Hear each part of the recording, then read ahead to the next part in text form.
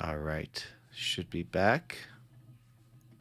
Let me check my own thing. Upcoming. It says it's live. I'm seeing my own ads. Skip ads. Excellent. There we go. How's that resolution? Is that better? Let me see. 1080p. If I make this full screen, it's better. It's still a little, I mean, it's not the best. I think I should figure out how to do it in 4K or make the resolution of the screen bigger. But better than nothing. I think when I come into Rider here, I need to just make sure that I increase the resolution here. So we'll just... What's the button? What's the button there? Nope, not that one. That's the screen one, but I don't know if that goes through this stream. No, what is the button? Is it this one? No. Ah, this one. Got it. All right, so I'll make this bigger. Is that too big? All right. To do. Update load conditions in panel and drink some iced coffee. Coffee, not copy.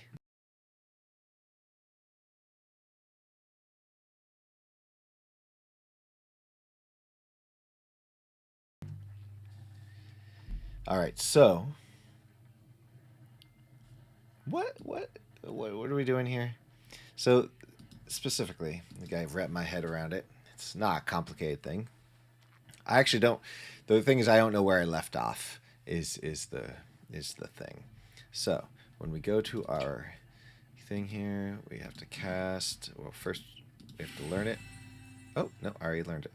Oh, because it saves when you move from things. Okay, so now she's got cunning, and we can see that here in the game. A good thing I didn't use the first player because of that UI bug. My layouts. Is my layouts? There we go. Okay. And we can see that. Okay. So my player 3 here, element 2, is now conditions, list, cunning. All right, so she's got the condition cunning, and we can't see the details because of this bug, but let's just assume the details are there. We need to display it here, and this is where we do it. Where do we do it? It's called here active setup on the stats menu.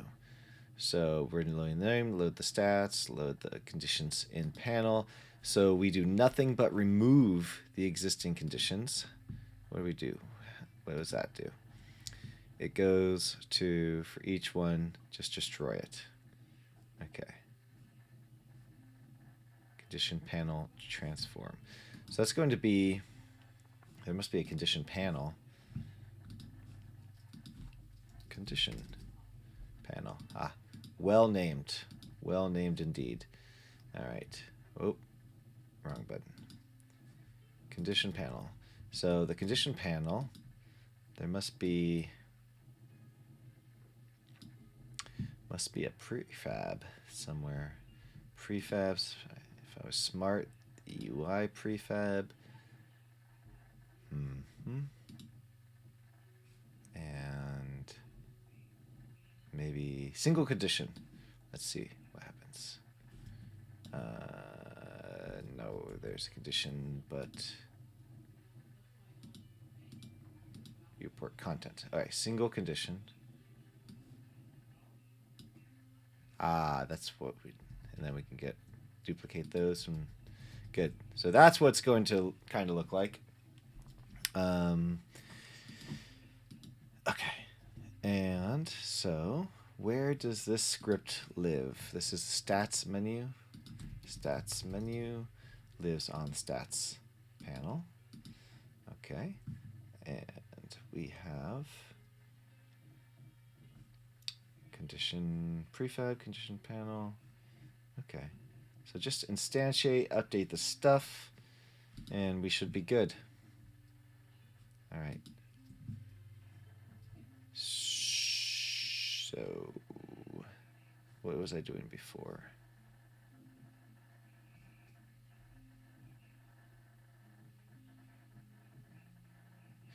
Okay. Because I did have this working before, and then I made the conditions part of the game modules package, bundle, asset, and now it's different. Ah, good. I'm glad the text is legible.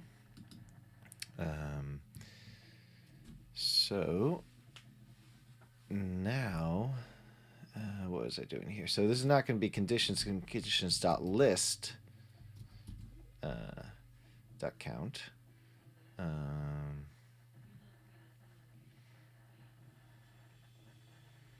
And I can try to just do this. I can make a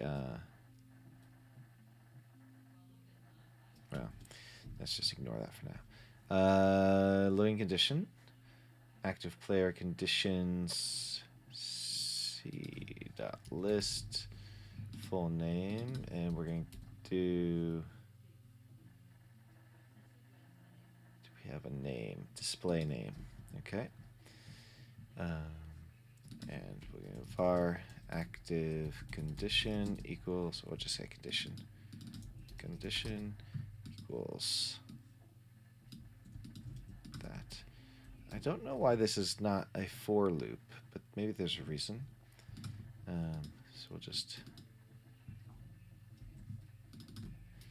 player condition, call it player condition. All right. So this is not correct. I think I can just delete that.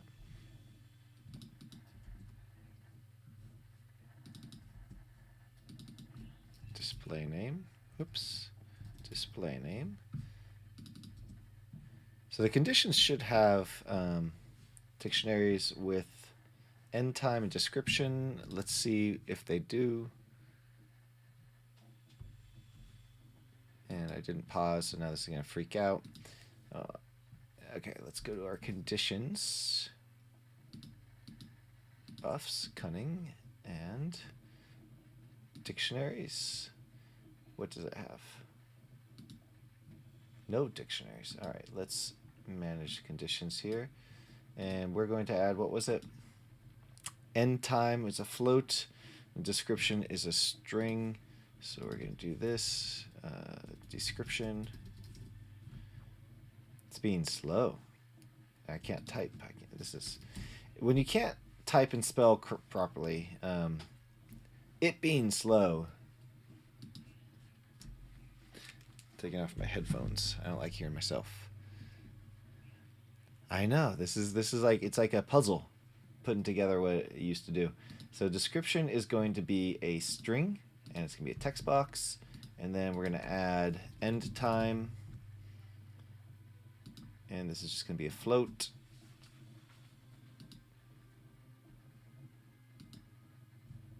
All right. And now we go back here. So now that's here. So this was going to be gives you more wisdom and luck. And then end time, that's going to be set.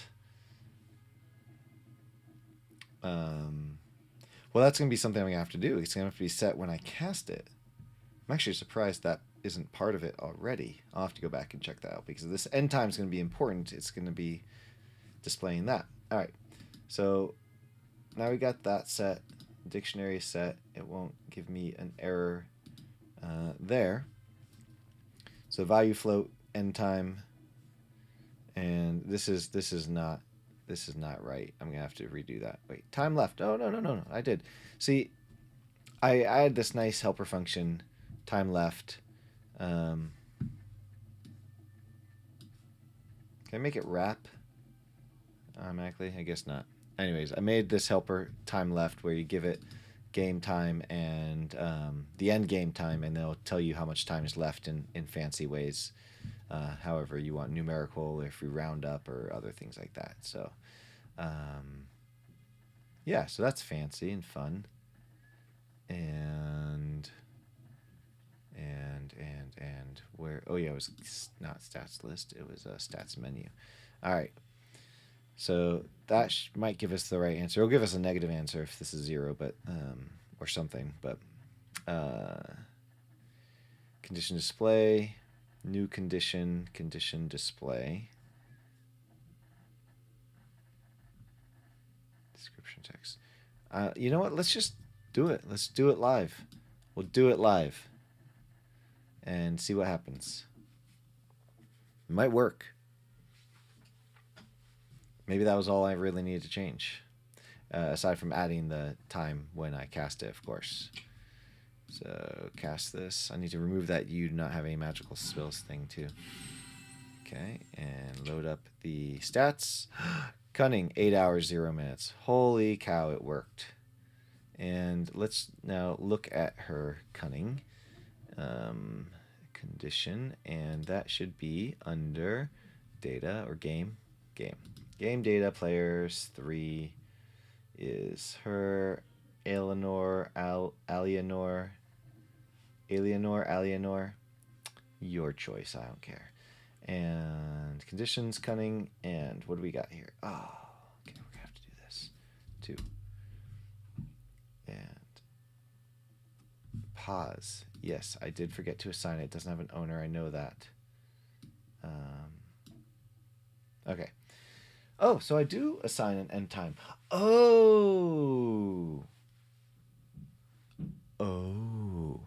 So, because it's part of the game modules, and it's very similar to other things. I think originally I was using the item module for it, and that's when I realized, hey, this is actually something that's pretty specific and would be beneficial to have it be its own module, because it's basically a modification that has things that could be periodic, like poison, where every 5 seconds you get an effect, other things like that. And so while I do have these dictionaries now for end time and description, I still need description. Actually, I don't need it here. I just need it on the other thing. But anyways, end time here is built into the module. So in my code, I don't need the dictionaries. It's going to be player condition dot end time, right? End time. Yeah. There we go. But I do need the description here. That's still going to be there.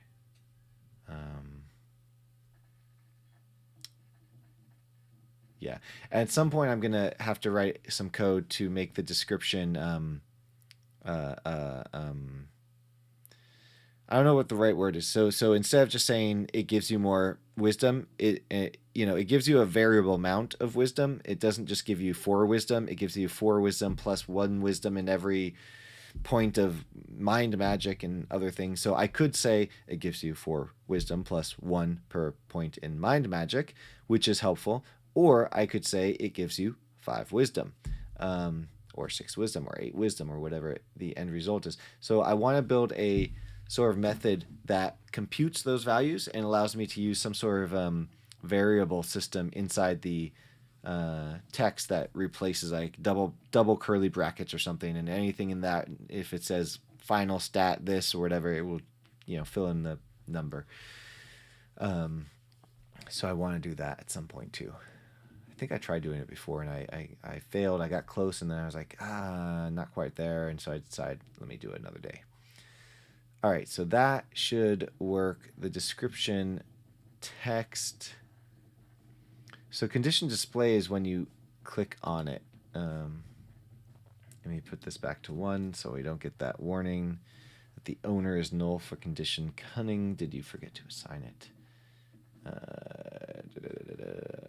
Where is it? Down here. 1. Oh, now we have to restart because this is null. So every time I save the script, stuff gets or unlinked or something. So you have to start. I wish I didn't have to, but I guess that's the way of the world right now. Maybe there's a way to fix that. Are you guys selling the assets on the asset store to fund the development of this game? Well, Rusty Ryan, you asked the right question. Yes, it's essentially what's happening. I mean, I started Infinity PBR after making the Barbarian because I wanted better stuff for the Barbarian. And just kept going from there. Okay, so I need to, when you click this, it should come up with a, some sort, oh, no, it's right here. Okay, I see. So you can see all the details as you hover over, change, tells you when you were born, other stuff, and so that is what happens there. That's where I want to say +5 wisdom or whatever. Yeah, 11 minutes left. Yeah, so if you go to infinitypbr.com, I'll show that real quick because I love this site. It looks nice. It's got this nice video. If you go here, click on see all assets, you'll see all the assets. And when I say game modules, what I'm talking about is the game modules bundle, which is right here. And that's where I'm basically putting all the scripting stuff that I'm building for it that I think is helpful for others.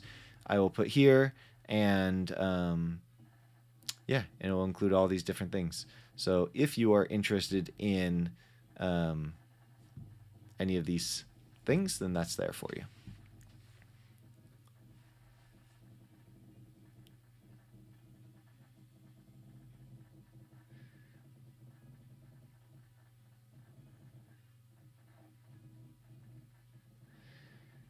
Well, Jason, what you've said. Okay, I'm going to read out loud what Jason is saying because this could be a small discussion. Maybe not a voice discussion necessarily, but it's an interesting one. Let's see. I'm not worried about asset flippers because I don't think that that's too much of an issue. I don't know, Rusty Ryan, if you've watched the Game Dev show on Sundays that Jason Storey and myself, Jason Wyman, Uri, and some others, David, participate in from time to time. We do get the question about the asset flippers every once in a while. My stance on the asset flip thing is, I just don't see that as an issue. First of all, most people who buy assets from the store, they're not finishing games, and some of them might use the demo scene and make a crappy game. And okay, most people will never see that game, right? And the people I'm going to sell my game to are not people who look at every game on Steam. I mean, yes, they are part of that group, but if my game's going to sell 100,000 copies, then most of those people don't look at Steam and know every game that comes out. So I'm not concerned about it. The reality is I wouldn't be able to make the game without selling assets because I don't have money like that. I'm not a wealthy individual in that regard. So I have to, if I want either buy assets from the store already, which in some cases I probably will for the final game because stuff from Proto Factor and whatnot is good, and Malbers is good. So I will mix and match as to my heart's content. But yeah, that's why I do. I'm not really concerned. So Jason Storey says a string, if you bundle it into the relevant info and have a little object that is stat changes, quote unquote, and it has separate parts for the native editions and the other ones, you can display it differently, aka let the actual display type be UI decision, giving you maximum freedom rather than making the assumption and giving yourself a headache later. I do give myself headaches later sometimes. For example, I pass the current max health to a health UI so it can choose to calculate a percent or write the real words, etc., or calculate a number of hearts, whatever, maximum freedom of design. I think that makes sense to me. We'll have to circle back on that when the time comes for me to write that system. Yeah. So, okay. So this is working, essentially. And the beauty part of the conditions here is that it operates itself. All the stuff with the modules, with the stats, all that, it should be Once it's set up properly, it's self-sufficient. It triggers its own stuff.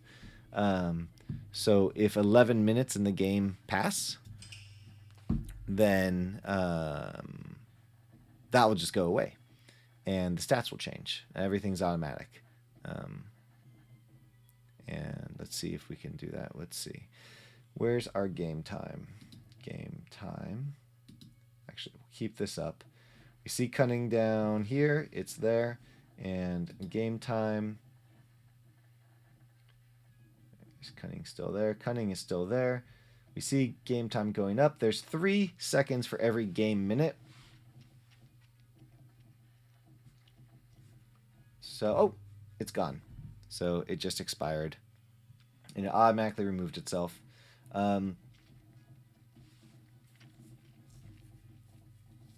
You know what conditions needs? It needs an on I'm getting allergies all of a sudden. Hold on one second. I need to take an allergen pill.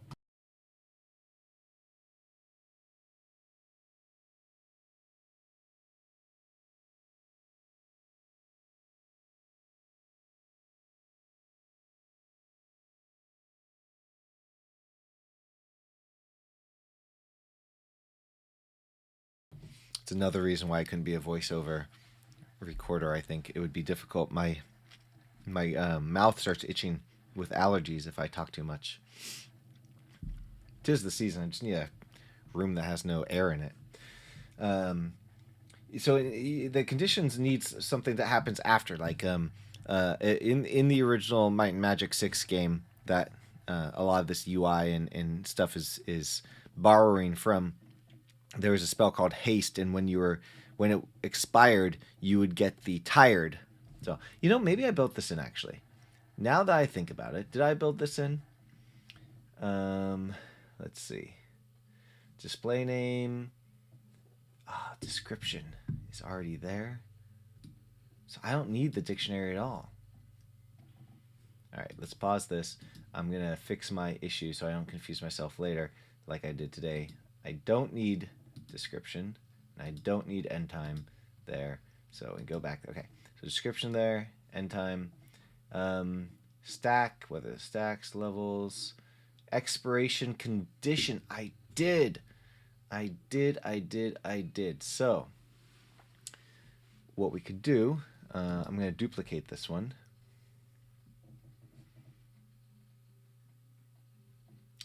Where's the duplicate button? Is there no duplicate button?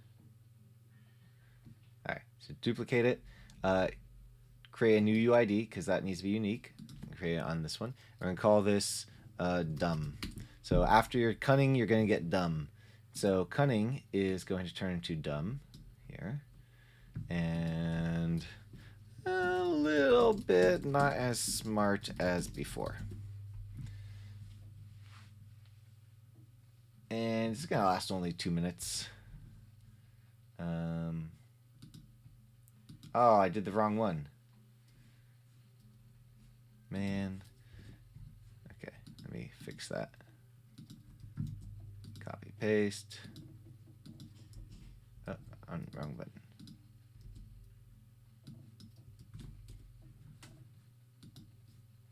Okay. So, it's going to be 2 minutes.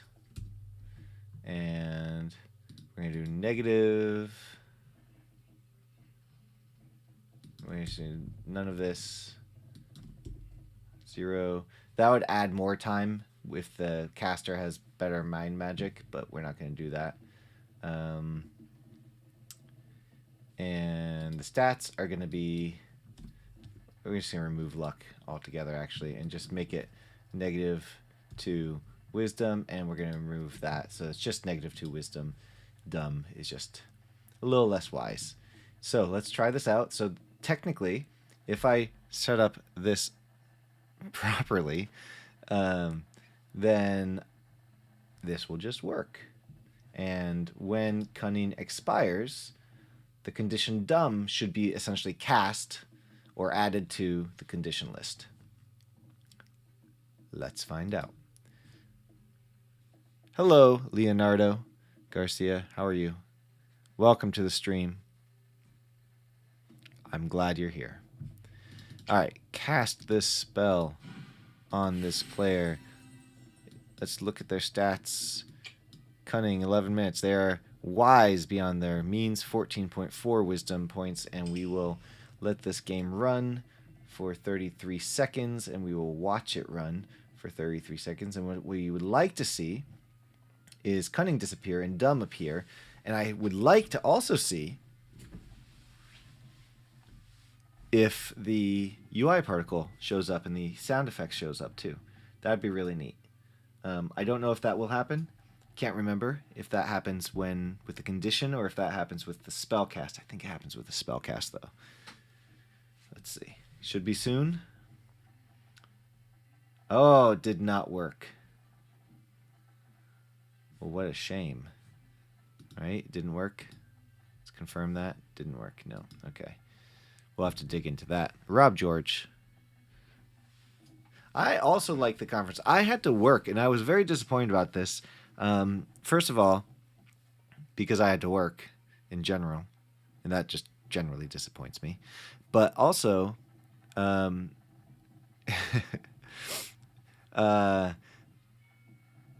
wanted to go to the talks, and I didn't get to see a single one because I had to work. And when I was able to get in there, I talked to some folks for a while, but it was only a couple hours, and yeah. But it was fun. I liked the format. It was neat. It was an interesting format. And having gone to GDCs and Unites and whatnot, I do wonder if some people found it easier to talk being not in person, not having to walk around and deal with like finding the public bathrooms and finding food that's overpriced and all this other stuff. Yeah, it's a good time. A 1 month meeting? You mean like a whole? Or once a month? Or a whole month? All right, so why didn't that work?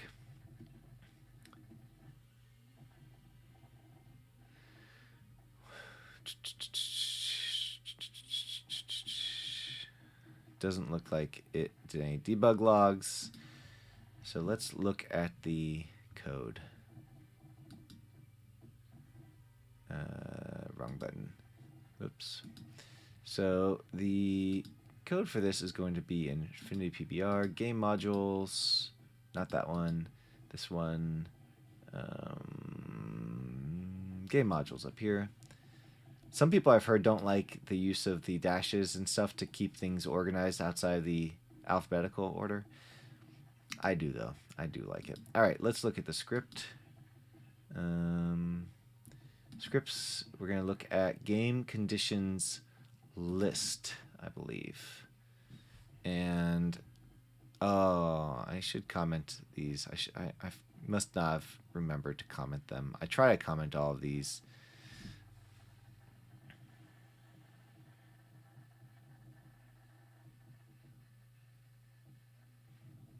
Nice. That'll be fun. Oh, I need to tell you, Jason, I'm not going to be at the Sunday thing. I'm going to Friends this weekend, and I will not be able to participate in the show on Sunday.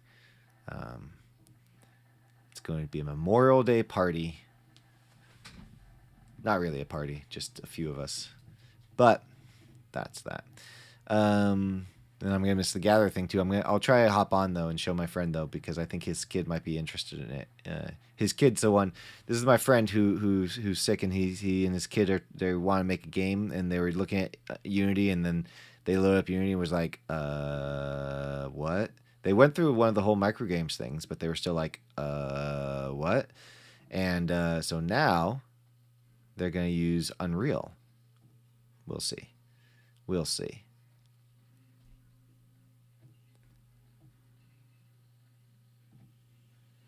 Pretty objects asset, huh?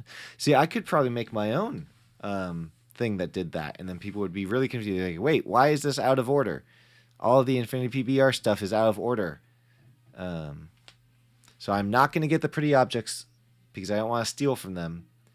But I'm sure the code is probably built in to the editor and free for everybody to use. Let's see. So many spam phone calls. What's the deal with that? You know, it's 2022. You'd think they would have figured it out by now. All right.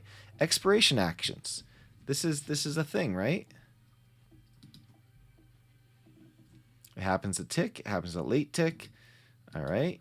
Tick, by the way, is a thing I learned from Jason Wyman. When I first started watching your videos, Jason, you kept showing this thing called tick, and I was like, what the hell is tick? And then I realized you were just calling that from update, and it's basically update, but on things that don't have update.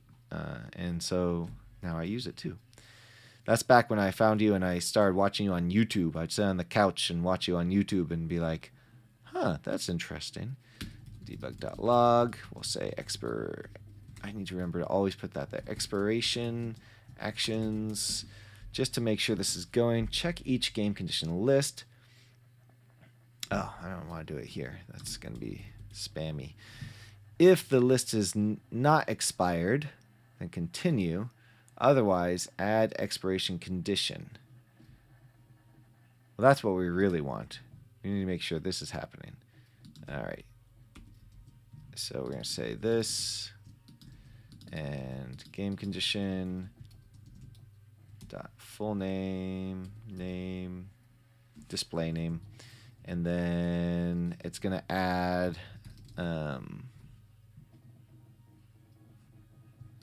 we'll do that in another one. Actually, we'll do this. New condition is null, question mark.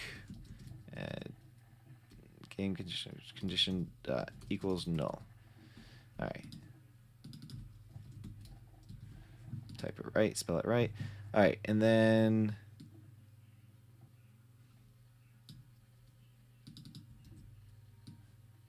say adding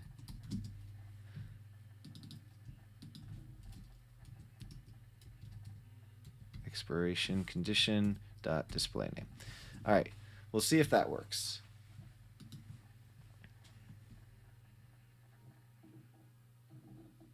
I know they should come back to Unity. I've tried to convince them, but the problem is that it's what they're trying to make is not terribly complicated, but the kid plays Fortnite, and you've seen some of the stuff from the Unreal with the little robot character thing, and so I think they're just, that's selling them, and that's what Unreal does well. They spend so much money on marketing. They probably spend more on marketing than Unity spends on everything, and they do a good job of gaining mind share. Whoops. All right, so stats. We have cunning for 8 more minutes. I almost unpaused the game. So let's just see. I'm going to clear the console out, and we will wait. We will watch here as well, and we will see this disappear right down here when this is up.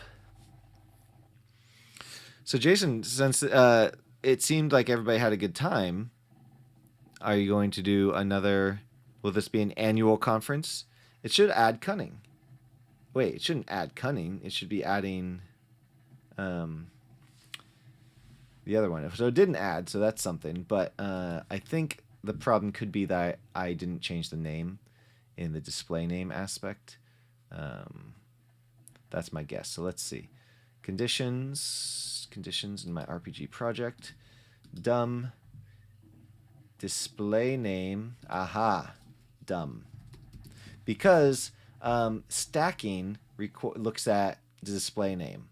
So if the display name is the same and it can't stack, then it won't stack. It will extend the end time, and it might update the damages and stuff, but it won't do allow to if it can't stack. So that's the issue, I believe. Let's find out. I was pretty surprised when I saw it not work. I was like, shoot, I released this to the asset store and it doesn't work. That's messed up. I don't like to release things that don't work to the asset store, even though inevitably it happens. Let's cast this, cast that. We'll just let that run. clear the console so that we can see. Oh, did it say add dumb already? Why is it doing that so much?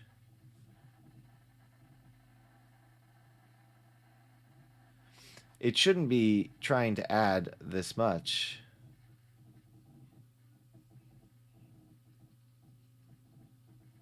That's weird. Let's just see. Let it run. Let it add dumb.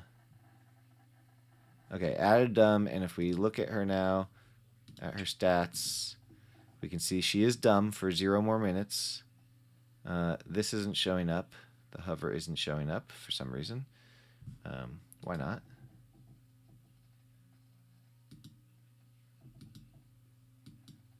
I'm not sure why not.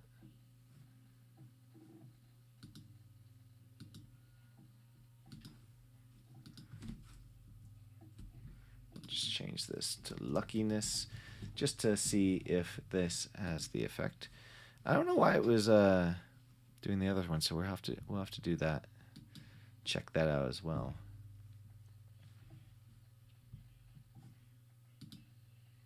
Unless I have the condition already added to some folks. Let's see. Just going to wait to see if... Yeah, okay. So someone must have the condition already. That doesn't make any sense, though. I don't think any of them have it. No. Oh. This one does. Do I? Let me just check. I'm going to stop it again and see if... Oh, I cast it in the dungeon, didn't I? So it's working exactly as it's supposed to work, because I cast that in the dungeon and it saved it. Hey, look at that. It saves. I guess we confirmed that. So it saved it. That's why it did that. All right. So this guy is going to get dumb. And now he's dumb. Because I cast on 2 people. And dumb only lasts for 2 minutes, so it went away really fast. Okay. Now let's see about the text not showing up. Stats. Cunning. So now it's just not showing up at all. That's weird. Did I change that? And now...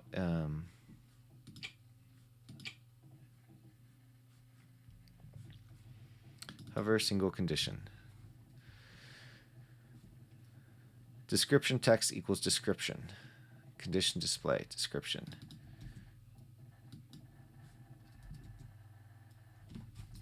Dot description. Where is my setup? Where is this called from? Right here. Description.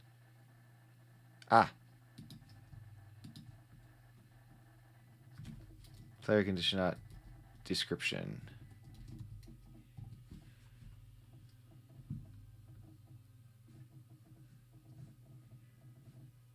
Yeah, that should do it. Let's see.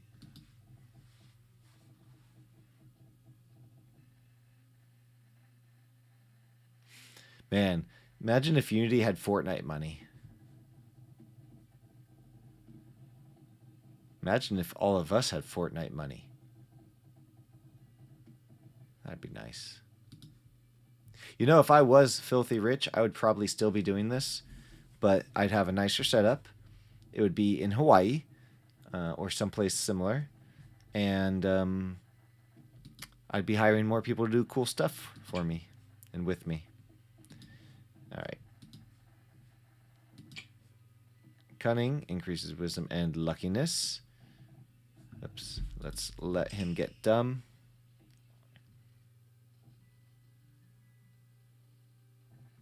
Dumb and a little bit not as smart as before.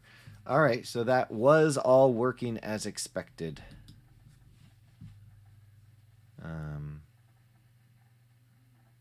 Right? I didn't actually change anything here. See, I did it again. I don't like that, but oh well. Add expiration condition. Yeah, so everything is working exactly as expected. That's nice. What should I do now? We have conditions working. We have a lot of stuff working. Can you guys hear this hard drive? I got this backup hard drive, and I have one of those hard drive docks. And I had to get a really big hard drive because the other one was filled up. And it makes so much noise. It doesn't shut up. It's constantly spinning. I'm just going to eject it and turn it off. It's constantly spinning all night long, all day long. Computer on, computer off. It's like still working. And I don't know why. It's really annoying, though. Seems like a waste of energy, too. Anyways. So what's next? What's next? Didn't I say I wanted to check something?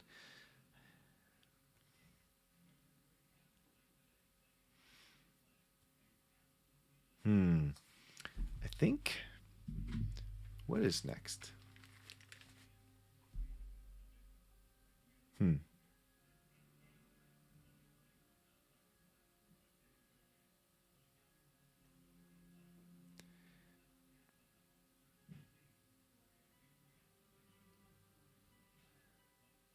That's good.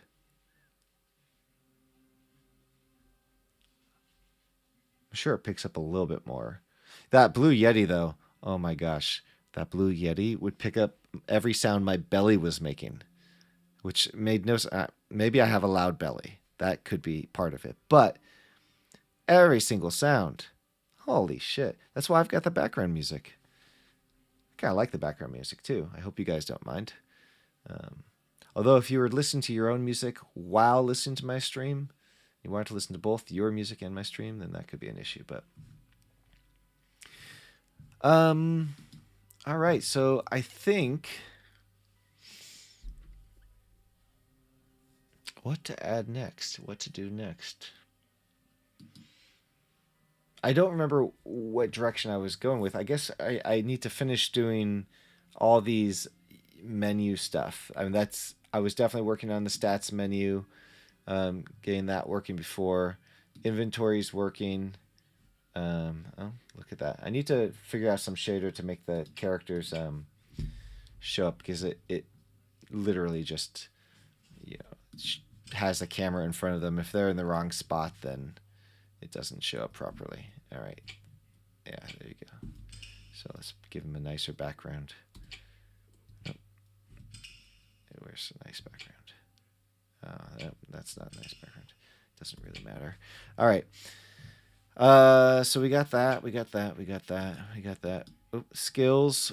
We had skills working, and I believe I confirmed that it was making all the adjustments here. In fact, we can test this. Mind magic. If I give myself a shit ton of skill points in mind magic, and then I cast this, instead of 11 minutes, it should be 21 minutes. So that's working as expected. I did need to get rid of this. You do not have any magical skills. We can get rid of that now, I think. This is going to be UI canvas. That's game UI canvas. Magic spells panel. Panel buttons. No. Spell book panel.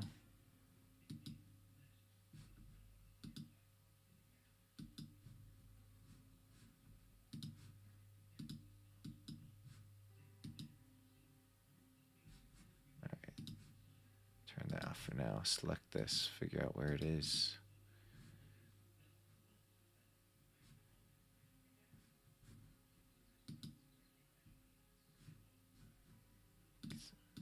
Somewhere in here. Somewhere in here. Ah.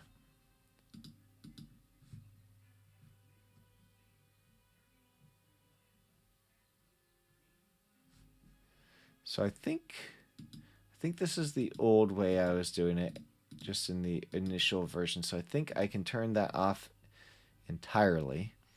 Let's find out. Press play.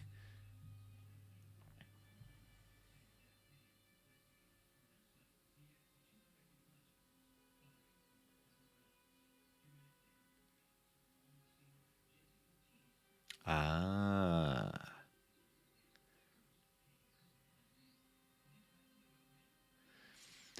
Add boominess. Yeah. I think I have settings on this mic, and I think I chose the bright setting.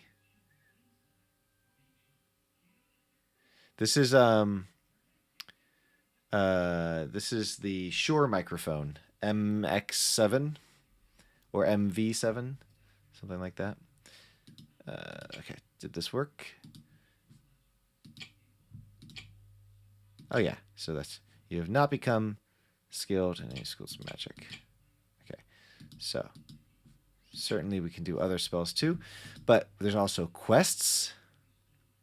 I'm not sure if I'm ready to do quests quite yet, because I have a feeling that this is going to be a game module as well, and might be entwined with some sort of a dialogue system. Something like that, I think. And accolades. Accolades. I haven't done that yet. So I think those two are going to be hand in hand, quests and accolades. And that will also include some dialogue system, which I don't think I'm quite ready to tackle. And so that's a bigger thing. And so I think what we could do is more spells, maybe. If we look at our spells, Magic Book of Calm and Magic Missiles. What? Yeah, you can. I can't learn this spell. Why can't you learn This that? will come in handy. What skills do you have? Water magic. Magic missiles. Let's look at our spells. Magic missile settings.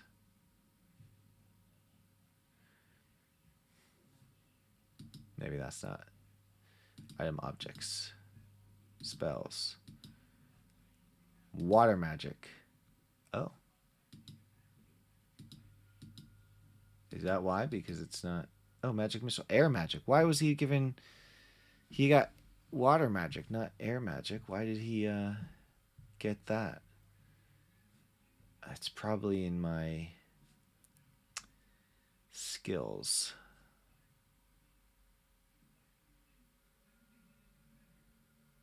Skills not item object.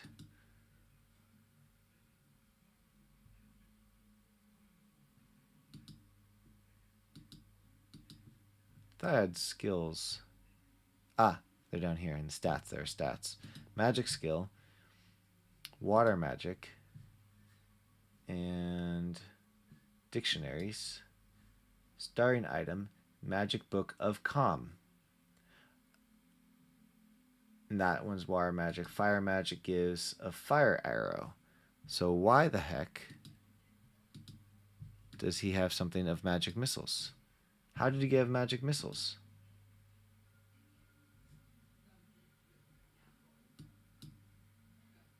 Let's find out. This is probably... I created this party a little bit before the stream started. And then I took a walk. And I ate dinner. And now you know what I did this evening.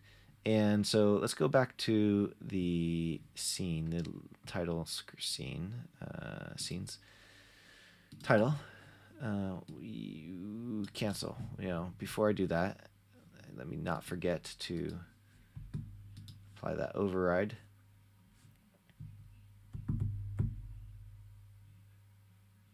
You're welcome.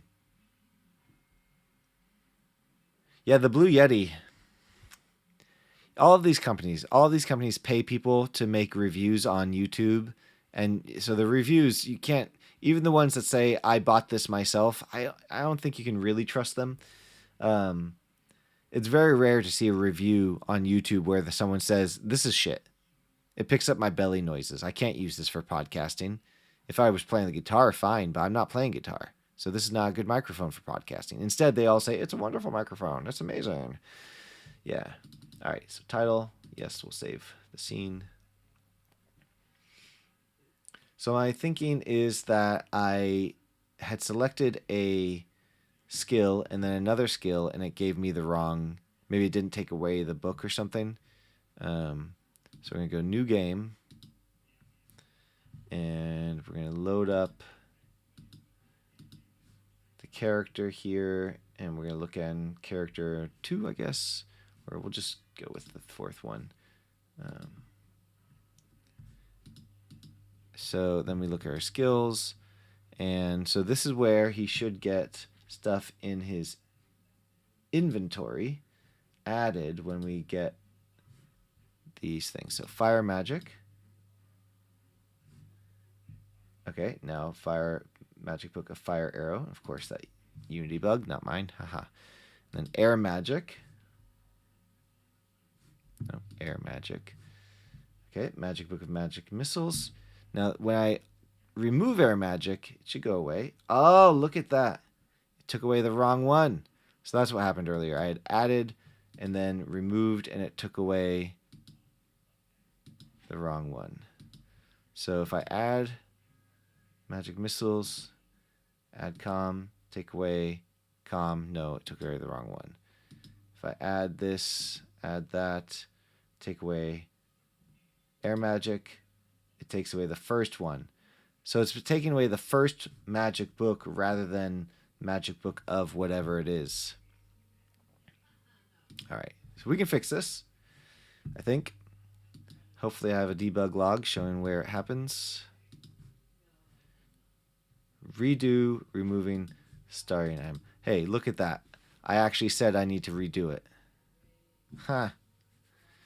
Foresight. All right. So let's remember how this works. Remove from the inventory if it's there. And then remove starting skill item. So this is the problem. Remove the UID, but it doesn't care about the attribute that's on it, which is the of part. So it just removed the first magic book. So they really remove starting skill item, starting item. That's from the equip spot. This is from the inventory. So this is the part. What was this? This is probably the old one. Yeah. Yeah, that's old. I'm just going to delete that zombie code. So it's going to be this part, and I'm going to make a new method. We're going to call this remove item or starting item from inventory and starting item. And we're actually going to just pass in stat instead.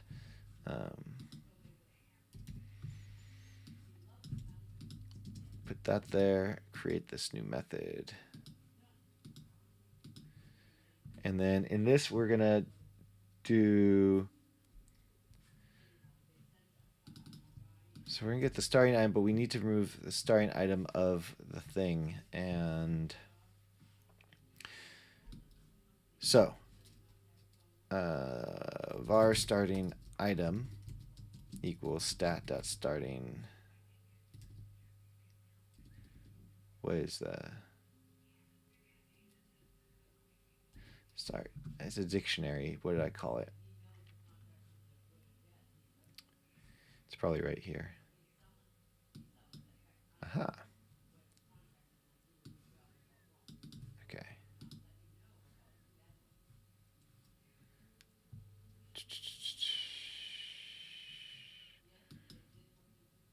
Starting item, starting spell. These are the two things I need. So we'll just copy paste these.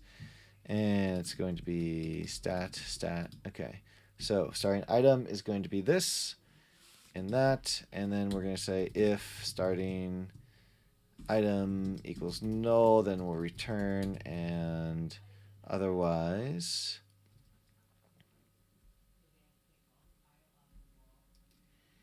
we're going to say, okay, if starting attribute equals null, we're just going to remove the starting item, and that is basically this code right here.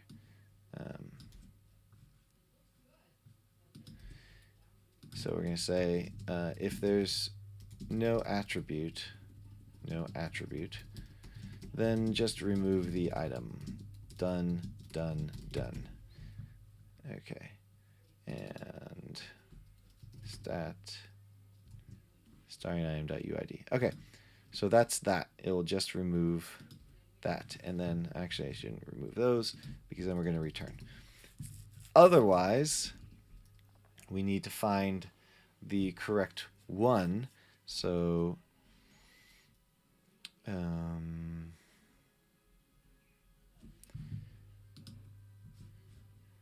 so remove on the game item object list is just going to remove all of them of that type. And in this context, that's fine. The only time they're going to have more than one is a magic book, at this point at least, and so that's fine. So what we need to do is find the index of that and then use remove at and get the index. So let's see, is there a get index contains I don't think I have a method built in for this already. So stats contains. So what I really need is a contains that has both an UID and another one. So what I can do is, where's the final contains? One of these should link to the other. I think it's UID game object operative. So I'm gonna say make this one return contains .uid. That way it's really only this method that does stuff. And make it like this. That way I don't have to update two methods. So what we're going to do is add a new thing here. We're going to call this one game item attribute. Game item attribute, and we're going to pass in. It can be null, so we're going to pass in. See if this works. Game item attribute null equals null question mark. If it's true, then null. Otherwise, game item attribute .uid. Does that work? It does not seem to work.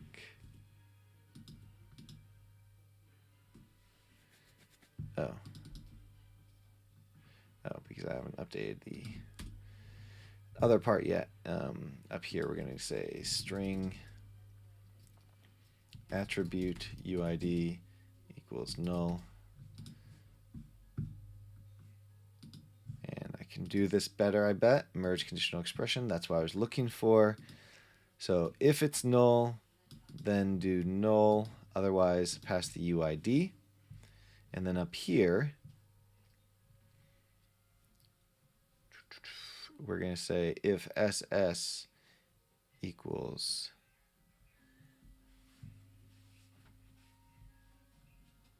UID. You know, Jason, I read your mind a lot more now since you've drilled your mind into my mind so much. With your incessant good tips and ideas and education. So thank you for that. I'm much better than I was a year ago, and I hope next year I'll be even better, and I'll look back and think, ooh, what was I doing? All right, so for this one, if this is null, then this works perfectly fine.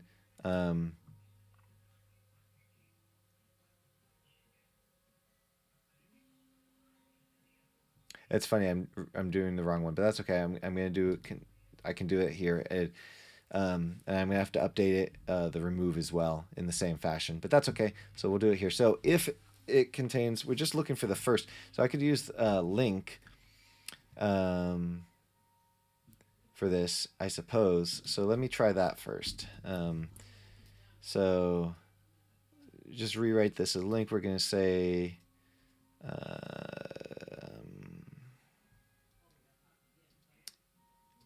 list.contains x.uid equals uid.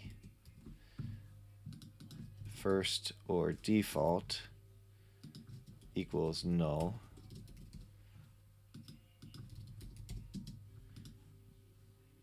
Does not equal null. So this should return the first or default, first one by UID is not null, then it contains that. So that's great. So we're going to say if attribute UID equals null, then we'll do that.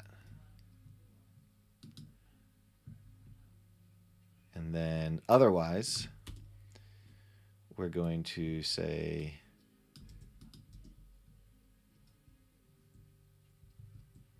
okay, we'll do that here first. I don't know if I can do that with the link, but we will say if ss.uid does not equal uid, then we'll continue. And then if it does, we're going to see if it has the attribute. So ss.has attribute, and we're going to bring in this attribute uid. So if it has attribute, then we're going to say return true. Otherwise, it's going to continue. So the has attribute is built into the stats or the game item object list, and just gives it an attribute UID, and it'll tell you if it has it on it. I believe. Let's see that.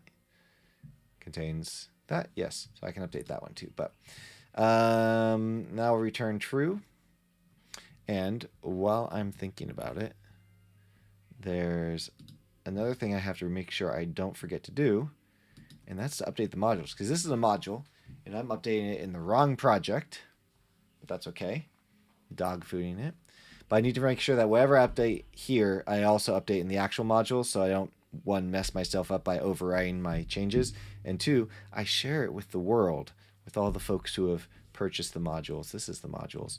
So we're going to load up Rider with this project as well. We will hide this Unity project, but now we've got this other Rider here. And so when I go to game item object list,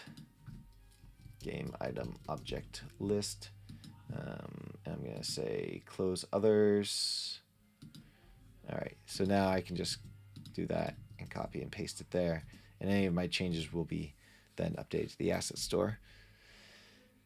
So there you go.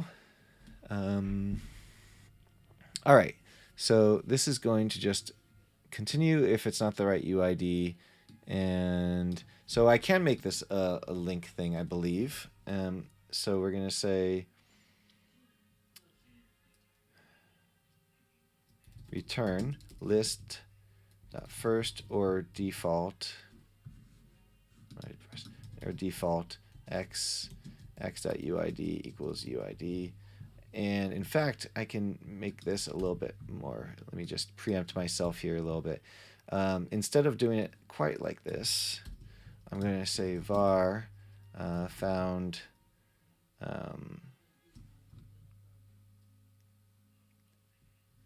so I'm going to say found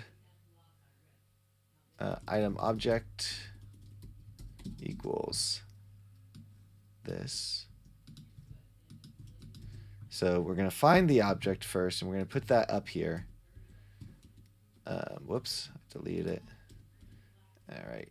And then we're going to say if it's null, then we will return found item object is not equal null. So we'll put that there, and then technically we found the item object. If we haven't, then we just have to return. So if for some reason return false. So if we don't find the object, returns false, and now we just need to say return true here. There we go. And I'm going to put that there. And let me comment this. Grab the item object, and then here we're going to say This should not happen. But if it does, return false. I should actually, honestly, I'm going to put this in a brackets here and do a warning, a debug log warning, because this really shouldn't happen. This should not have happened. And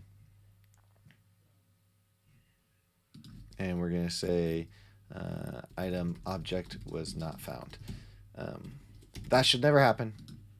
So if it does, that's a problem. All right, so we found the item object. So if the item UID is null, then we can just return true. Otherwise, okay, now we can do our link statement here, which is going to be found item object dot first, or not dot item attributes, or attributes, or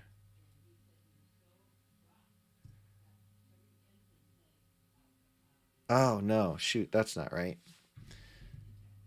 Oh yeah, okay.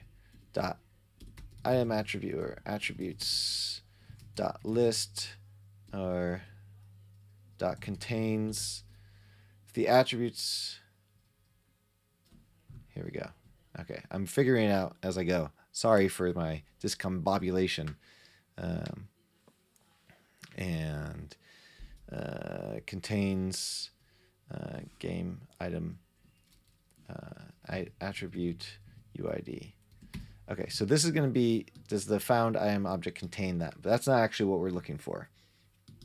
We are actually looking for our list first or default, where x dot attributes contains that. Return, and then we're going to return that does not equal null. All right, so if I'm reading this properly, hold on.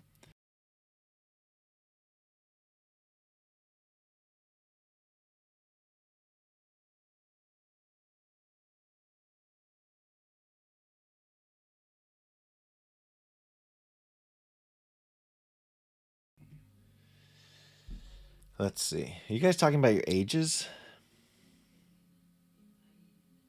Ooh, Jason Wyman had some link tips. Every time I search anything on link, Jason, your page comes up. That's a lesson in SEO, I think.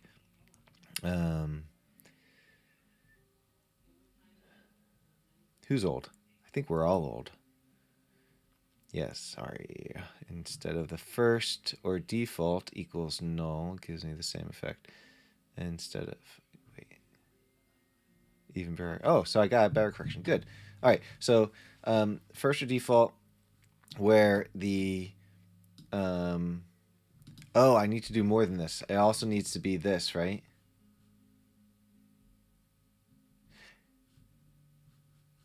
Where it has to be both of these. And can I do that? No. And can I do that? There we go. I think that would work then, right?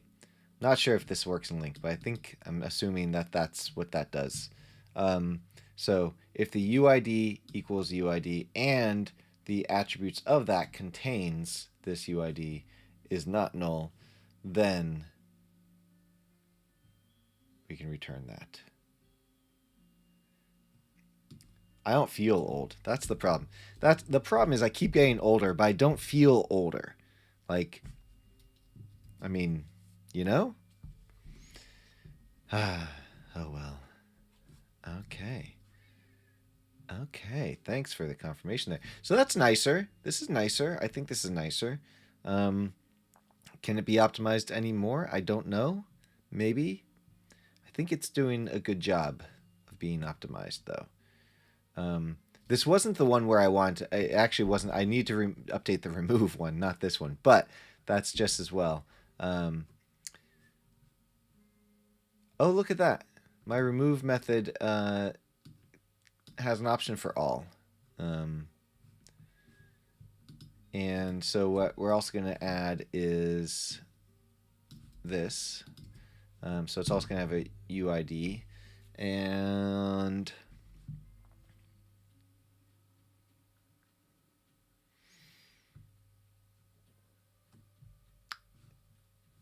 So, okay, so all stats dirty. So this is a stat system to making sure they're going to update after we remove this thing so that they all get updated. So if we're doing all, then I'm going to make a new method, public. Oh, let's do it this way. Then we're going to say remove all, and we're going to pass in UID attribute UID, and that's that. And we'll make a new method to separate these out.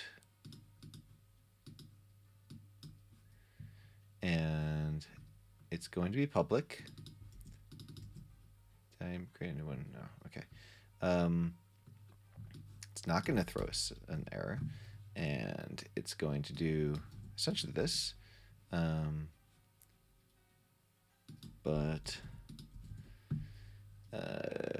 But we're also going to check for this now. So if equals null, then it does that.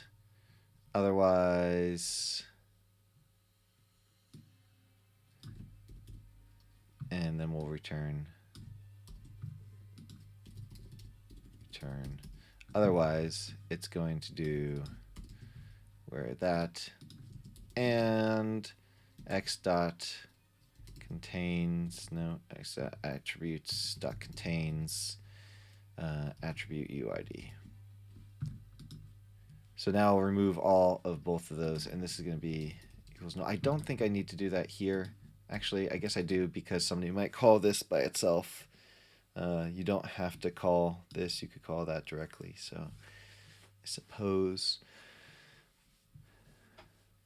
I could make this private then and not make it public.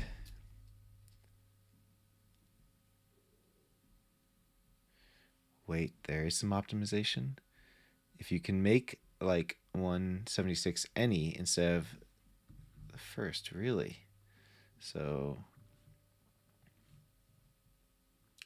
this is just any.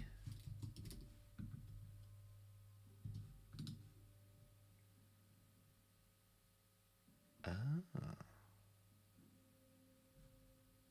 can ignore that. That's not supposed to happen anyways. Okay, wait.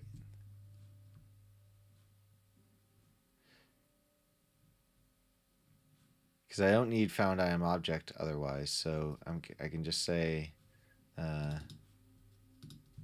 right, so we can go back to that old other way of doing it. We can say if that equals null, then we will do this, and we'll move this. We'll just say return list any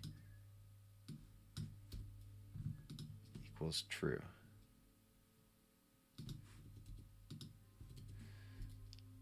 So if any of them are that, then it will return true.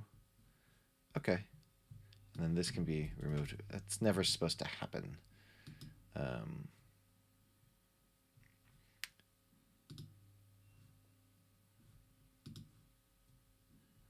that entirely. All right, yeah, so that is smaller.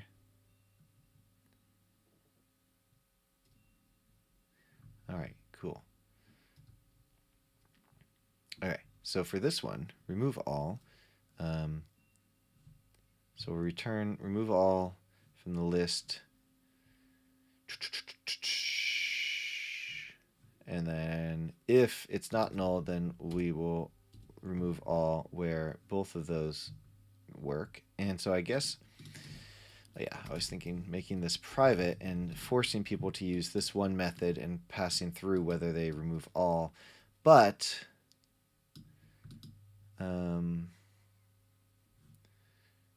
yeah, I think,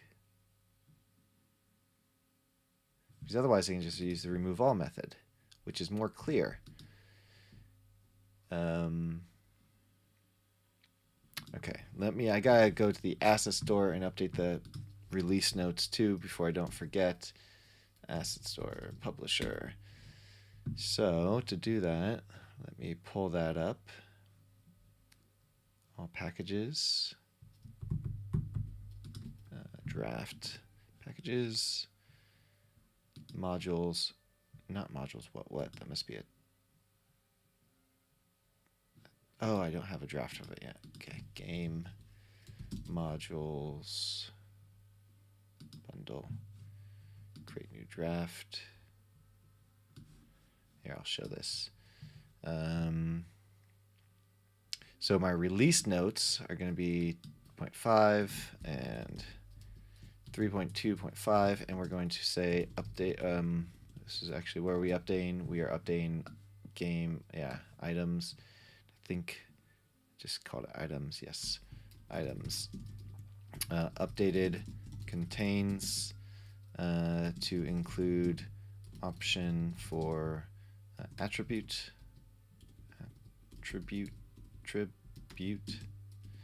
and we're going to say items updated. Remove, or actually split remove to include a new remove all method, which yes. All right. And so now, since I want people to do both, or the separate one, I don't want them to do this anymore. We're going to say if all, then we're going to remove all, and then we'll pass in UID and attribute UID. And I'm also going to put a debug.log warning.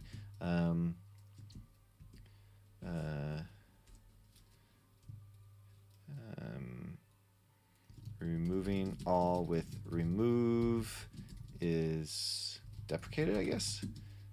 Please use remove all. Okay. Because I don't want people doing that anymore, right? That's the idea. I want people doing this. Okay. So it's remove working. So I can remove this.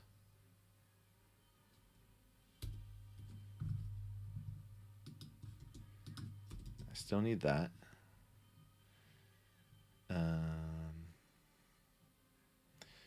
So we need to, if attribute UID equals null, then we'll just do that. Otherwise, we're going to list.remove. I guess I can make this one line too, right? Can I? I don't know. Can I add the whole like ternary operation or operator here? I don't think so. Maybe there's a similar thing. X dot attributes dot contains attribute UID. All right. So removing the first.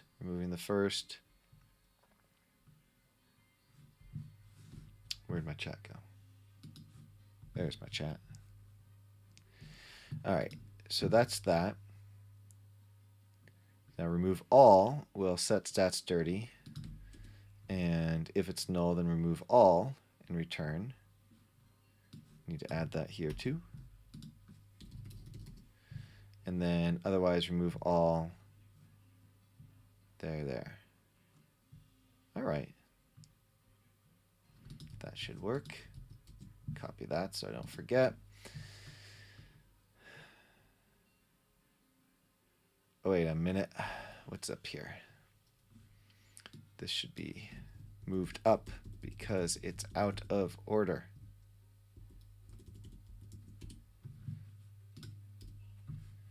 Remove all equals false. So what we're really doing here is adding game item attribute equals null, and same deal. Yeah, same deal exactly. So we're going to call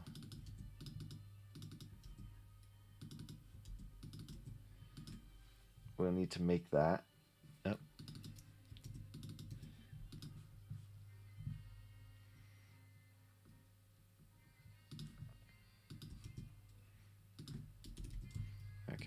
So we remove all.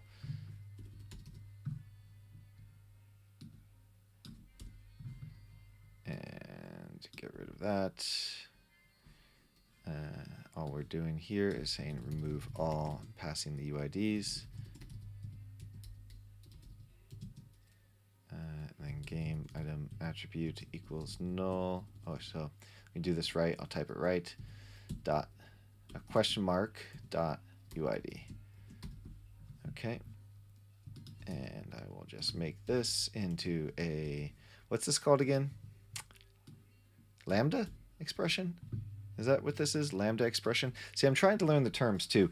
At the game dev conference, actually, I met with a guy, and he was suggesting, he had mentioned that he talked to, well, he had watched Jason Storey and I converse once on one of these, and he enjoyed it. But he also suggested to me, it was a good suggestion, that I kind of do a better job at learning the right terms. I'm not good with names and dates, and I'm not good with terms either. I'm better with concepts and abstract things like that. But I am trying to learn terms. I think that's a smart thing. It's a good advice to have the right terms so that I can talk to people in the right way. All right, so remove all, we'll just call that. Okay, and then remove, we'll do the same thing. So I'm just going to do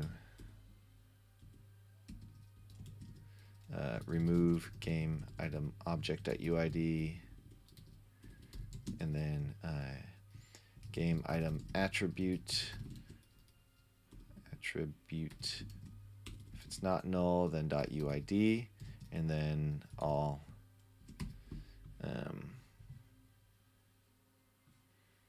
Okay.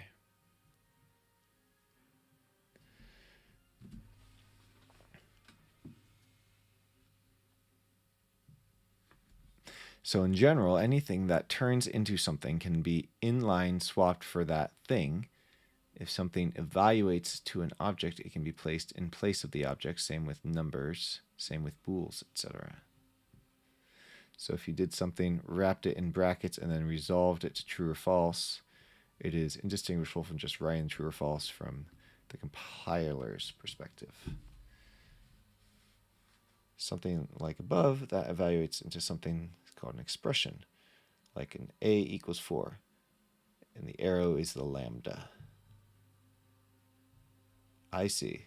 So lambda, this is lambda expression, the whole thing. Or the, I guess, this, wait. This is lambda expression.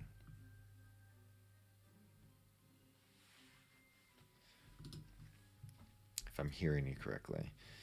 All right, did I do this right? There was a lot of changes there. Remove all, and just pass it to that. And it does both of those. Excellent, I got it right. A+ for me. There's a warning here. Okay, so this passes to that, gives a warning, sets the stats dirty. If there's no attribute, then we're just going to remove the first. If there is one, then remove the first there. Okay.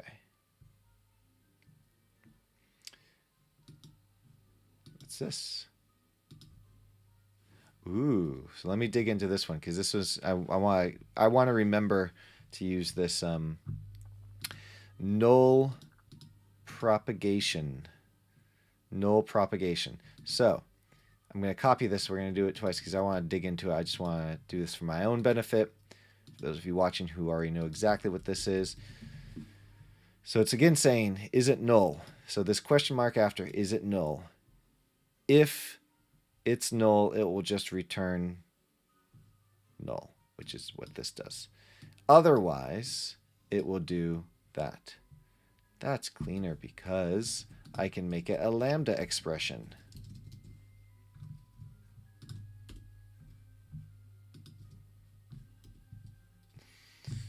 And because I'm zoomed in, we'll do that.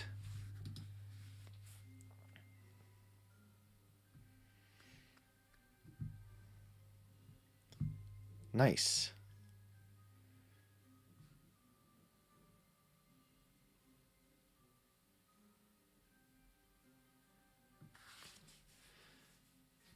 Transfer a complete game object from one place to a list. So the question mark only means use this if it's not null. If it is null, just it's null. So this basically says null if owner's null. It just says null. Otherwise, it says all this other stuff. That's good. Okay. All right, I think those are good updates here. Let me copy these here.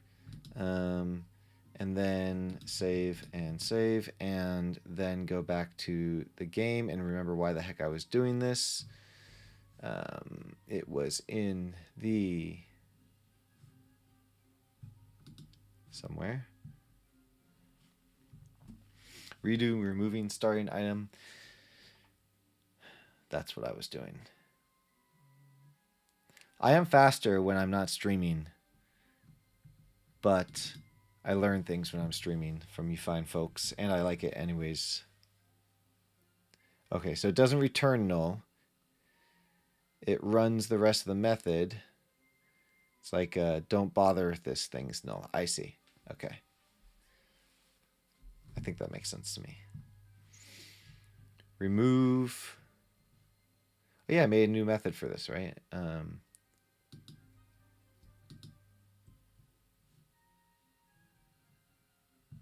Not this one.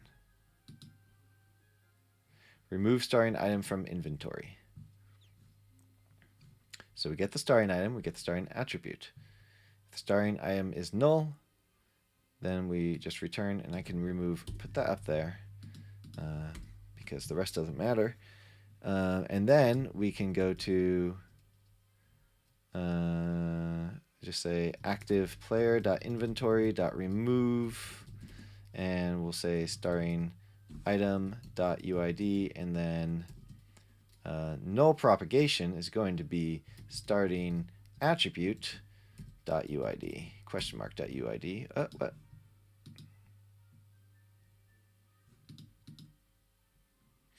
Oh, because this could be null. Wait. Is this just telling me?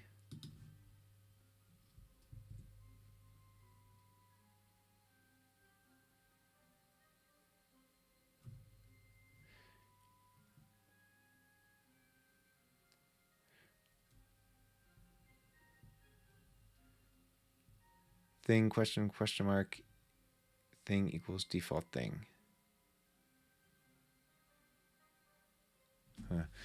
In comparison to thing, question mark, which returns thing.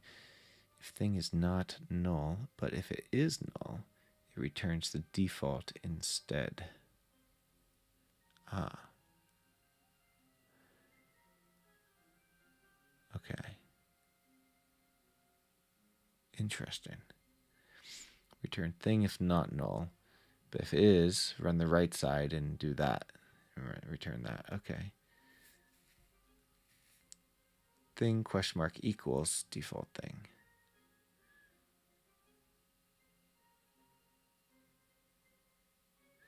Which means return thing if not null, otherwise assign it to default. So I guess I would use that when I'm returning an object, versus just doing something that hasn't, that the return is void. So on this one though, I'm not sure why it's asking me if I want to check for this to be null, because if this is null,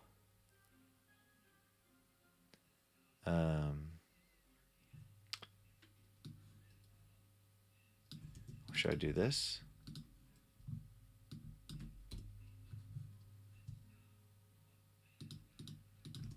Okay, whoops. So what I'm doing here, I think, is saying remove this, because I know I've got UID. If I don't, then it's just going to return. So the starting item UID, and then if there is a starting spell, pass that UID, otherwise just pass null. It checks for whether this is null. And if this is null, why I'm saying this, Jason said, reminder, check what the question mark does. And I know he's a few seconds behind me on this stream. If you use the question.id, it won't run the ID if it's null, which means it doesn't know what to return. I see. So I'm going to copy this. But to explain my confusion before, what Jason explained, so this won't return null. It will return doesn't know what to do, because it will return the UID if it's not null. If it is null, it doesn't do anything. So what I'm doing instead is looking it up here, and if it's null, it will return null, I think. Yeah, because this is going to return null. Right? Whoa. There it is. I guess this will return null, I think. But Jason's suggesting something else.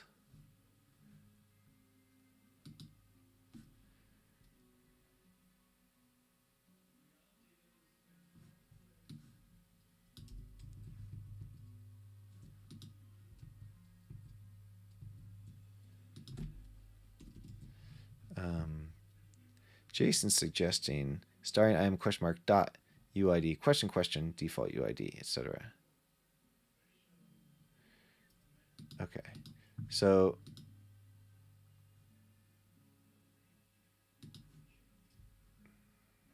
nope. So it's saying if this. Let me just.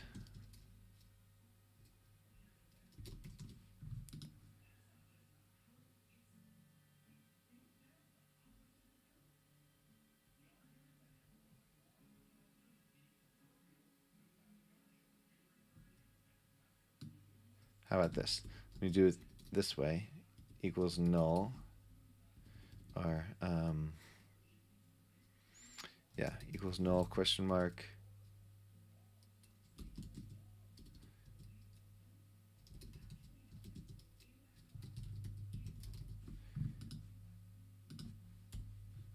And then, is there a way to make this prettier? Because this is essentially what I'm saying. If it's null, then return null. Otherwise, return the UID. But I think that would work. But I think I like this better if this does the same thing.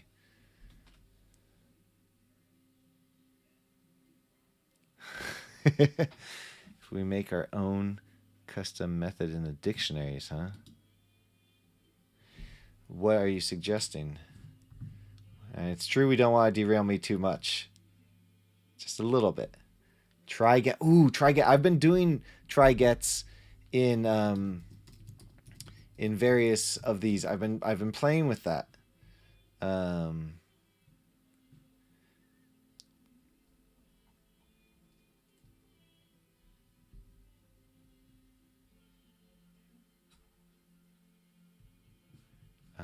Okay. So I think this would work, is what I'm getting, but the try get will if I do try get correctly, it will return the object if it's there. Yeah, I think that'll derail me too much, Jason Storey. That will derail me too much. But at this point, I'm happy with this result for now, and I do think adding try get would make sense. I agree with you. I forget which ones I've added it on, and I think the first one I added on, I need to go back and update it because I don't think it's actually a real try get, so it might be confusing.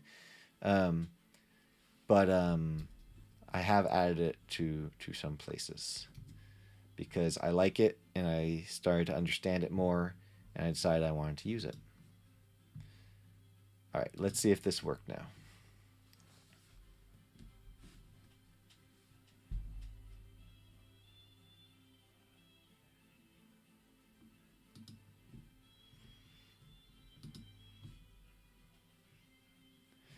All right, so was the consensus that I should turn off the background music?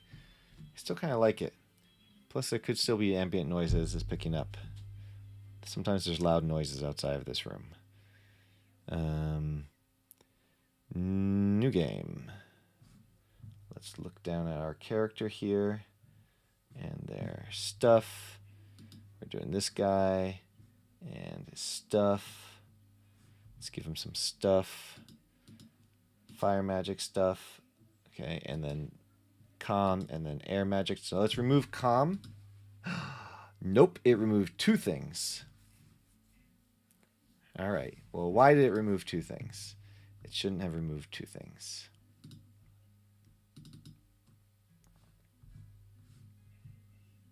Not that one. This one. All right.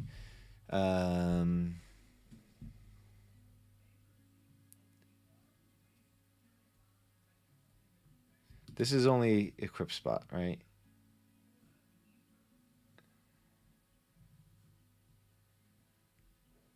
All right. That's only the equipment spot. No.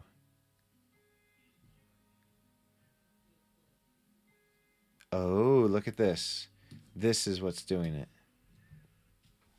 Hey, JT Lewis. How are you? Welcome to the stream.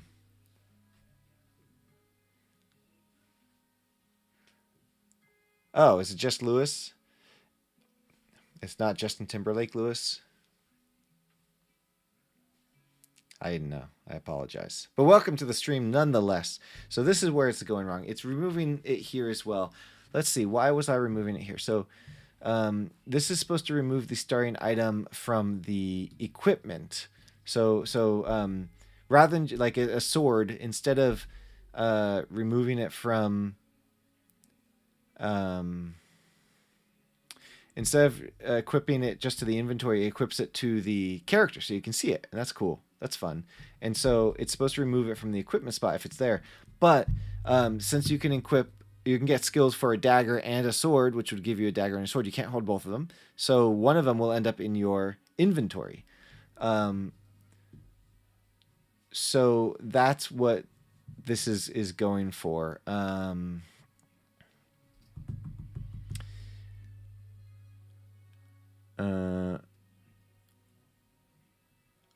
And so this is basically saying first return if there's no starring item.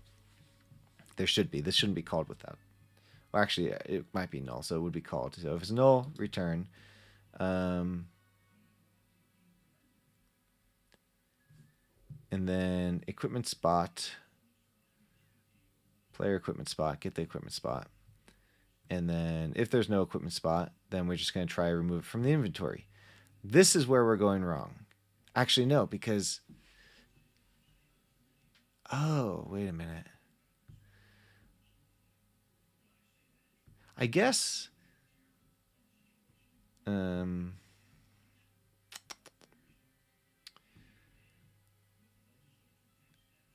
This...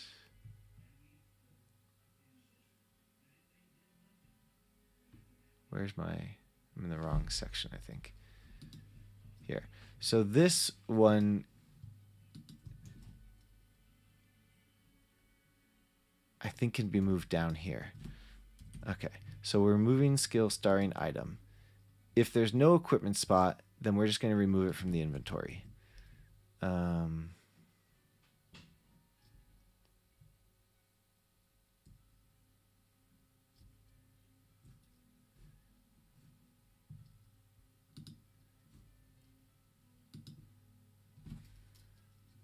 And attribute.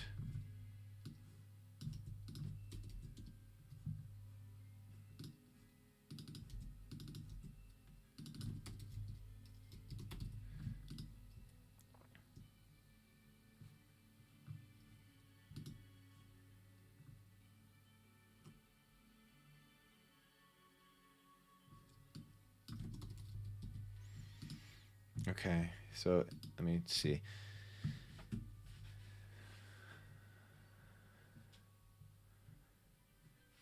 Okay, this means it can only be in the inventory. All right. So try remove it from the inventory. Remove starting item from inventory. This and starting and we'll make this and we can do that. Oh, god damn it.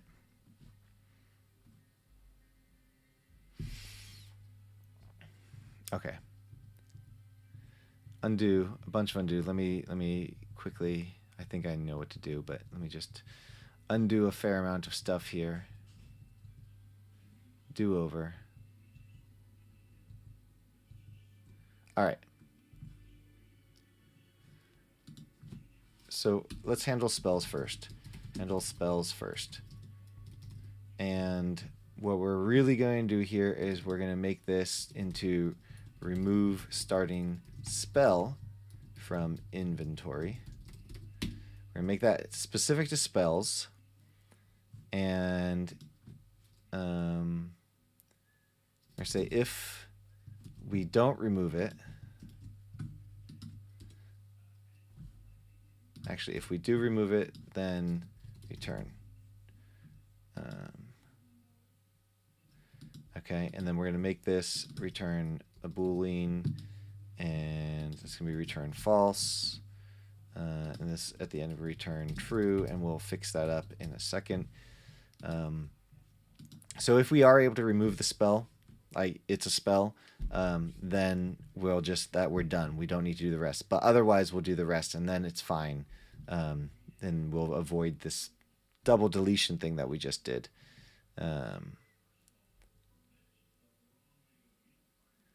All right, Justin Timberlake. JT it is. I'll try to remember that. All right, so we're going to try to remove the spell. If we can't remove the spell, then we'll do remove the skill starting item, and then I'll remove the inventory. I'll do all its thing, and that's perfectly fine the way it is most likely. So we're going to look for this, and we're going to say if there's no starting item, then return false. And then, so the attribute we're looking for is the starting spell. And this will be null if there is no starting spell. So if starting attribute equals null, then return false. And we're going to change this to starting spell to make it very clear that we're doing spell, and we'll make it attribute. So it's extra clear that's also an attribute. And that means that we don't need to do this check anymore,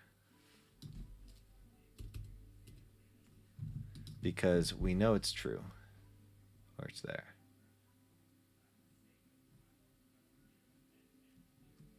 Okay. That should work.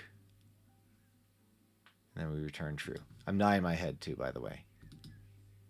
All right.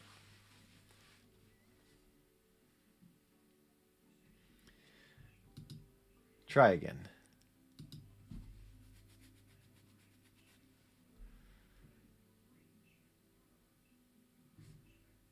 All right, so what we're doing, new game.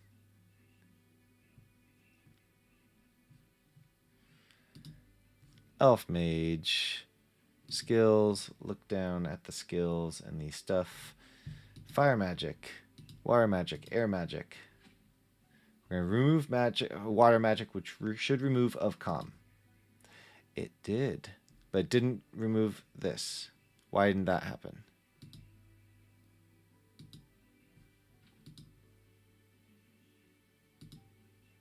See, when I do this, it's supposed to do that, and when I do that, it didn't happen. And is that because I returned early? Did I return too early? I did. Is there a way to get out of this, like with a break or something? So if we don't do that, then we'll remove that. Then we'll do it like that. How about that? All right, let's try that. Now it should work, says Andrew every single time, and then it doesn't. But slowly it does. One method at a time. You know, when I first was making the barbarian, I had no idea what a method was. It so confused me. I understood functions to some degree, but then when I heard method, I was like, what the fuck is a method? New game. I also didn't use functions or methods for a long time. Everything was just in the update loop, which is very long. All right, let's see. Skills, fire magic, water magic, air magic. Oh. All right, it's working now. Let me just double check that things are coming in and out as they should. Air magic, fire magic, all those are. And then if we go make them a barbarian, now we can do the axe. Now you see the axe here. Get the sword, and the axe goes here. And then if I remove the axe skill, it did not remove it from the list.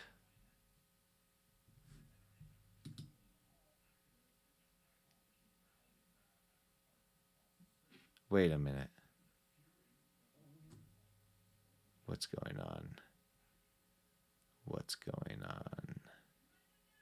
Okay, let's check this out again. This bug's really annoying me too. And unfortunately, I guess I didn't set it up in such a way where the name comes up here.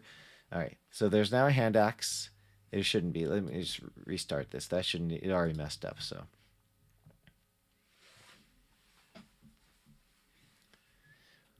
new game. And we'll go here, make him a barbarian, and then skills. Okay, give him the sword. He's got a sword in his hand, and no sword in the inventory, because of course not. And then I can remove the sword just fine. I can remove the axe just fine. If I have a sword, and if I get the axe should show up in the hand, and the sword should move to the inventory. That worked. Now, if I remove the axe, the sword should move into the hand. That worked. If I remove the sword, it goes away. Okay. Now, the axe is in the inventory, so if I remove the axe, it should go away from the inventory. And it does not. Okay, so that's the place where it's breaking. So, that happens in remove starring item. There's a bunch of ifs and whatnots here. Let's read through it. So if there's no starting item, return null. That's fine. Get the equipment spot.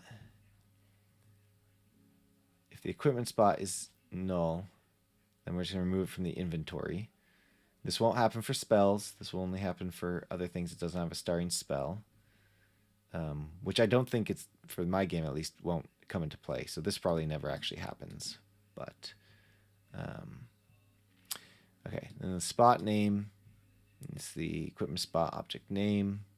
Return if the equipment item is not the one we're removing. If the equipment spot name, game item object name is not our object name, then return. That's saying if the currently equipped thing is not what we're removing, then that's probably what's happening here. Wait, no. Yeah, because the equipped item is not what we're moving. So the axe was in the inventory, sword's in the hand. I want to remove the axe. And since this returns, we're not doing anything. So we need to do the opposite then. So if it is equal to that, then we will try to unequip it.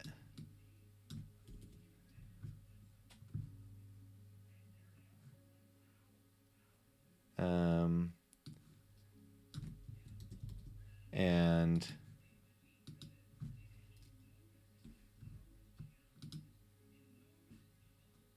so this returns it. It returns a true or false, or it's a Boolean. Where'd it go? Skill panel. And if we were able to unequip it, I mean, it doesn't really matter, right?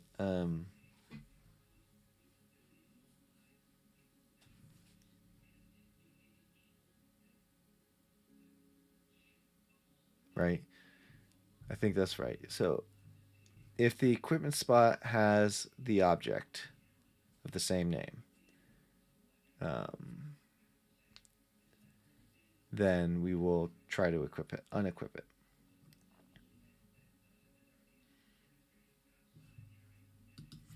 And then we can return.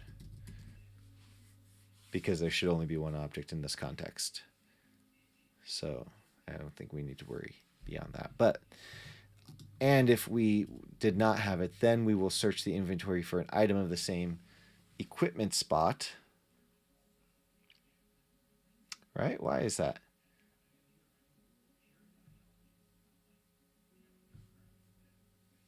Oh, this is the whole try to equip part. So we still need to remove it from the inventory. Okay, so we're trying to unequip.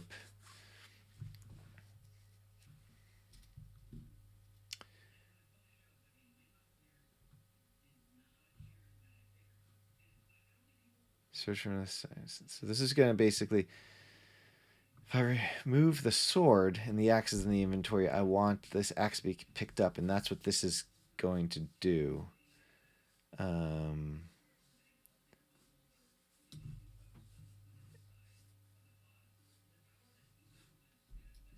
So I'm going to move all of this up there.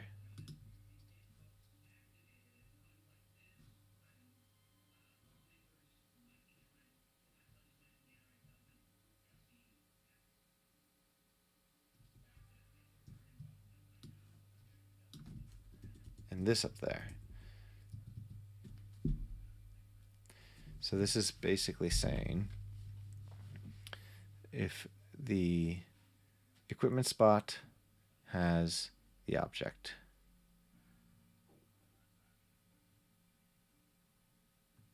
then unequip it. And also,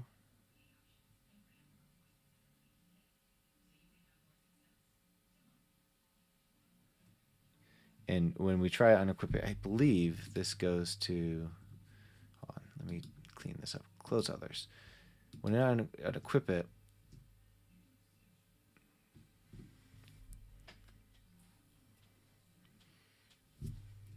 try to unequip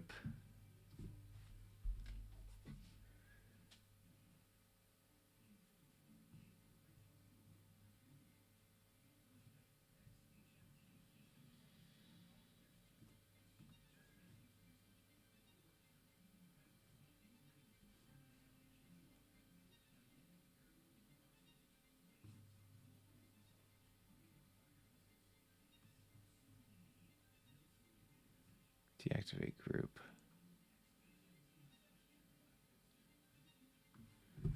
Okay.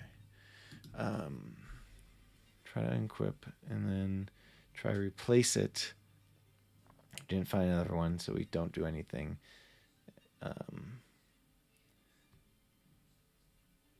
Okay, but if we did not return out of this,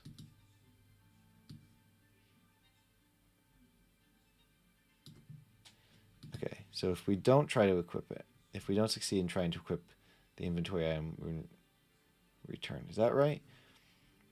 We didn't find another item, so we did remove.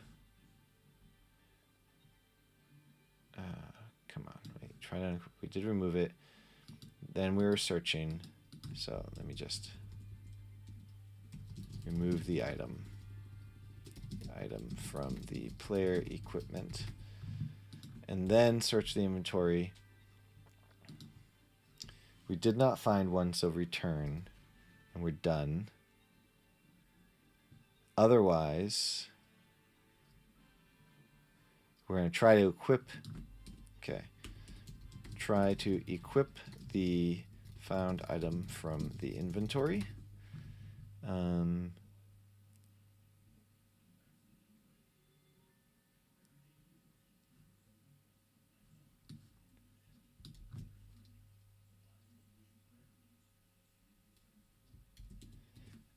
and I think we just need to return after that. And then if we don't, essentially, if we didn't find the equipment spot, then remove from the inventory starting item.uid. Let's see if that works. That was some stuff right there.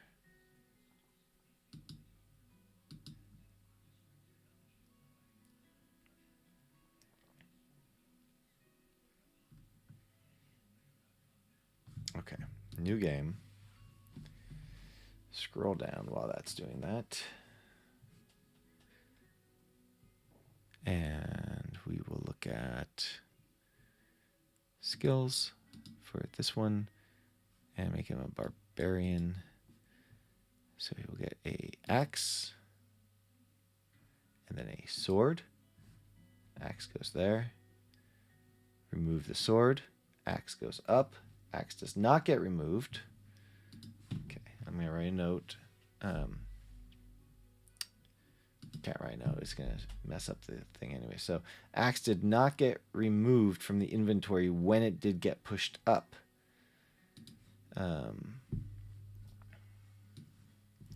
So what we should say here is if we succeed in trying to equip, then remove from the inventory and then return. Either way, we're returning.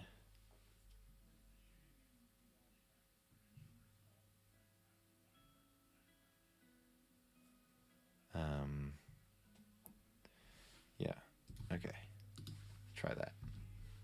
18th time's the charm. That's what they always say. It's the old saying. Hey, did you guys see that there's a Willow TV show coming out? Crazy, right? Starring Willow himself. New game. And there's like 18 Star Wars shows and movies coming out too, or something. Disney's really milking it. Barbarian skills. Scroll down. Get that axe. Get that sword. Remove that sword. Axe is there. Remove that axe. It goes away. Good. Let's repeat. This time, let's get rid of the axe from the inventory. Didn't work. Interesting. It didn't do anything. Oh, that time it did. Maybe I just didn't click it. Now the sword's in there. Ah, it's working now. Now, what we need is a character that can have both spells and two different things.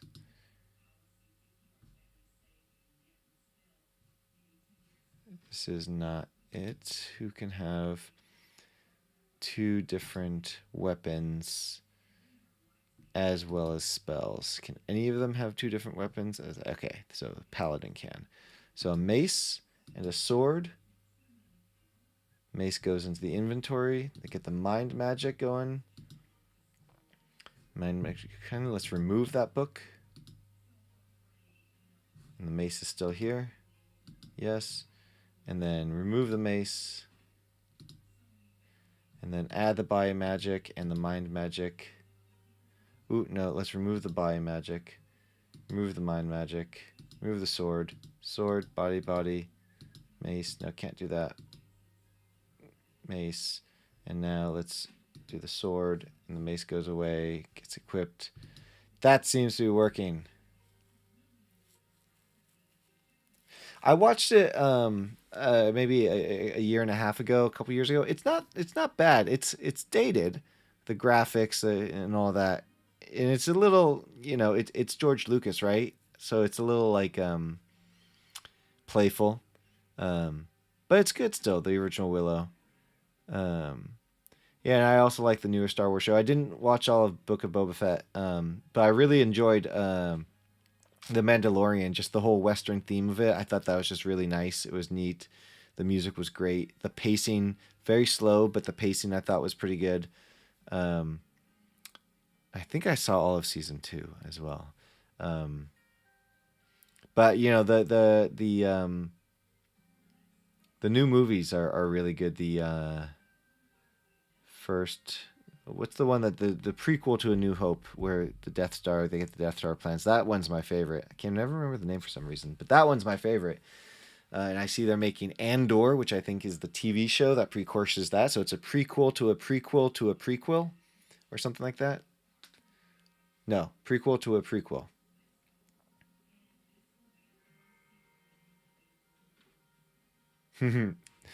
Well,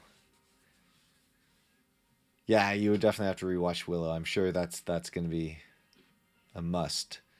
It's for those who haven't seen the trailer, it takes place like 30 years later or something. Rogue One, that's the one. Yeah, Rogue One. All right, so this is working now. So now let me create this new character so we can test the other spell, because that's what we were really trying to do. So I'm going to give them some skills. Get rid of the axe. I want the sword for this one. Shield. And then for this one, we'll get the body magic, mind magic. We'll make it a cleric. Mind magic. Nothing else. This one's going to be the mage and going to be air magic, magic missiles, and fire magic. Fire arrow. That's what I want. And then we'll do... I'm just going to do the... I'm not going to set their stats. I'm just going to use my... Wait, I have to select one more skill? Who needs another skill? The frame rate is crap right now. Oh, did I only give him 2? Give him a dagger. All right. I'm going to do a quick start rather than saying stats. And we'll call this May 27B. Start game.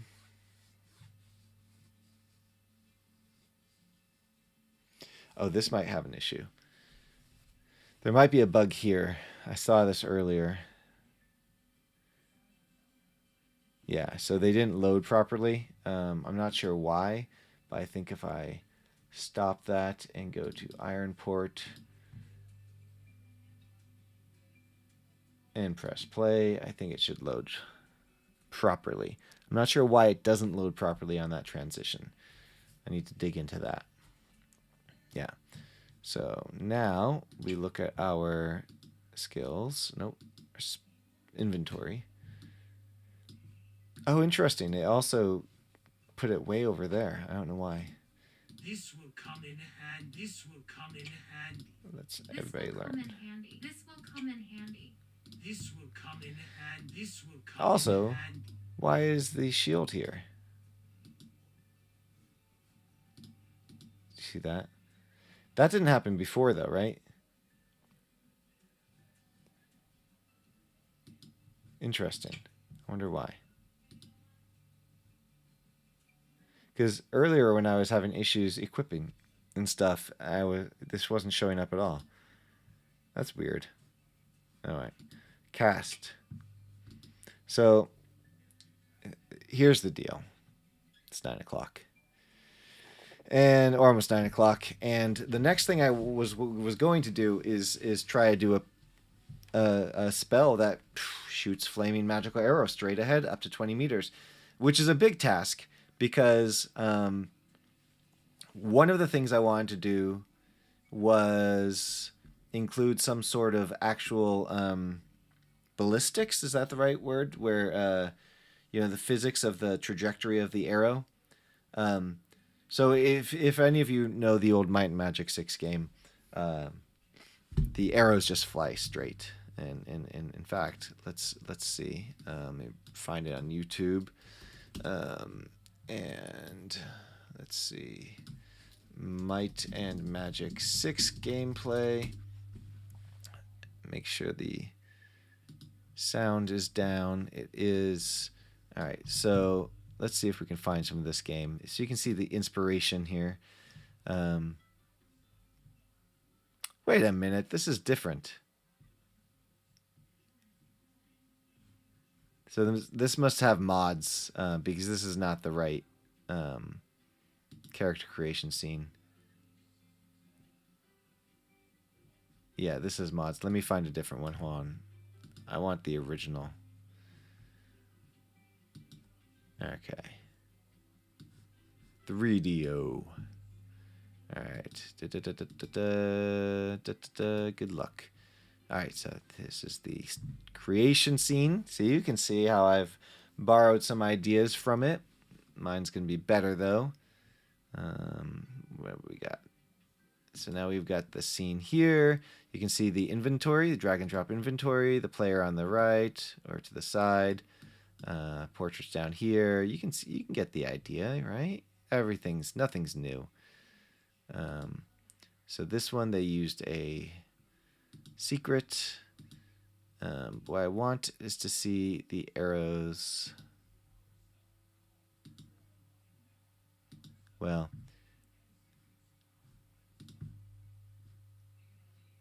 the arrows fly forward. They're not shooting arrows. Anyways, oh no, this is just really long. Anyways, it's a good game, by the way. This Comet 2020, it's not a bad game. The graphics are old, it's dated, but it's not a bad game. Anyways, arrows shoot forward. With my arrows, I think they will, like, if you hover over the bad guy, it's gonna shoot not forward, but it will do the math for you. You don't have to like aim.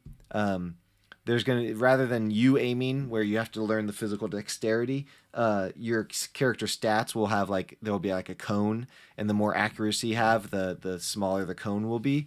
And when you click the shoot button, it's gonna go in, you know, a random spot inside that cone, and the cone will be centered on the bad guy. So there's no skill in choosing how to click, but if you're in a dungeon and there's a ceiling, then you won't be able to, it'll hit the ceiling and it'll be like, oh, you can't shoot that far because you can't actually get the arrow that far.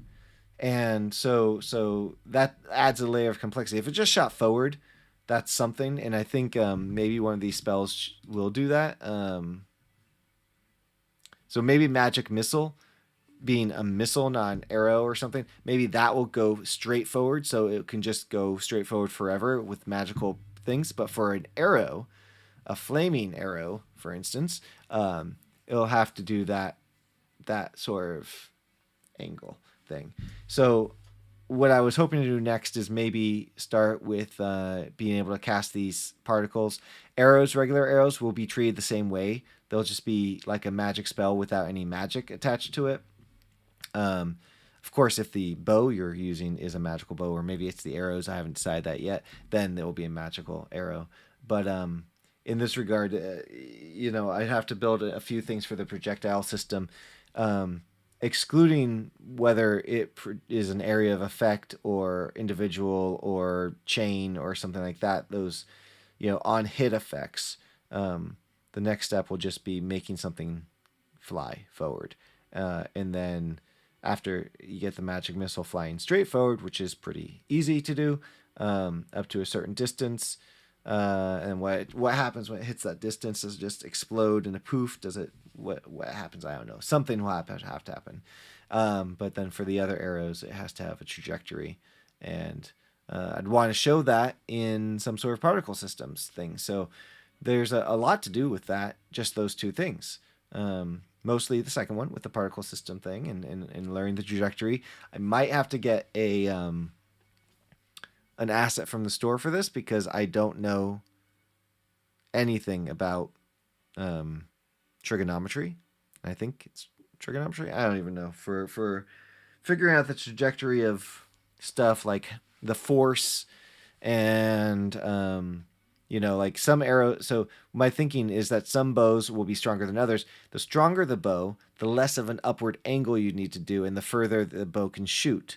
So that means if you are in a dungeon or a cave and it's a narrow passage, the stronger your bow, the further you'd effectively be able to shoot. Even if you're outside and, with the small bow or short bow, you could hit the character, the bad guy.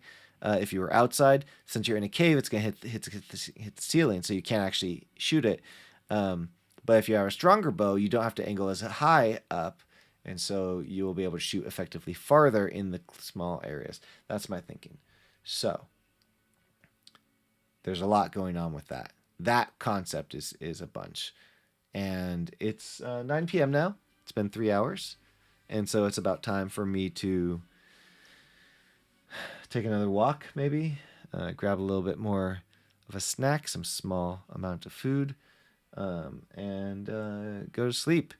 And go tomorrow visit some friends for the weekend. It's been wonderful. It's been a while since I've streamed, and I'm happy to be back. And I do plan on streaming more, so please do like and subscribe, and hit the bell icon to know when I'm streaming.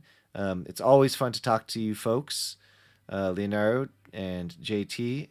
It's been wonderful to meet you. I don't think you've joined my stream before, at least not Chad in the stream, so welcome. And Jason, if you're still here, thanks again for all your tips. I know I appreciate it, and I gather from the people I've been talking to that those who are chatting definitely appreciate it, and those who are just watching appreciate it as well. So we all learn stuff from you, and definitely check out Jason Storey's coffee page. It's linked in the description below. And check out the Game Dev Show on Sundays, 9 a.m. Pacific time. I won't be there this weekend, because I will be with my friends through Monday, and so I will not be joining this weekend. But most weeks I join, and I really enjoy participating in that. I think I hope I provide a perspective from the intermediate, early advanced stage of things where I'm still learning a lot about scripting. I know a lot, but there's a lot I don't know. And so I hope I can provide that perspective and ask some of the dumb questions that people might be wondering themselves. Some of the audience might be thinking, I have a dumb question. Maybe I'll ask one of those questions, because I don't mind asking dumb questions from time to time. So there you go. Sejuro, welcome, and see y'all. So yes, it was fun. So thank you all. I will see you the next time, which might be, next week. Sometime next week. I'll do it sometime next week. I think I have Friday off next week anyway, so that could be a great day for it too. But middle of the week, I'm going to try to do a middle of the week stream too, even if it's short. All right, let me figure out how to turn this thing off. First, do the thanks for watching. So thanks for watching.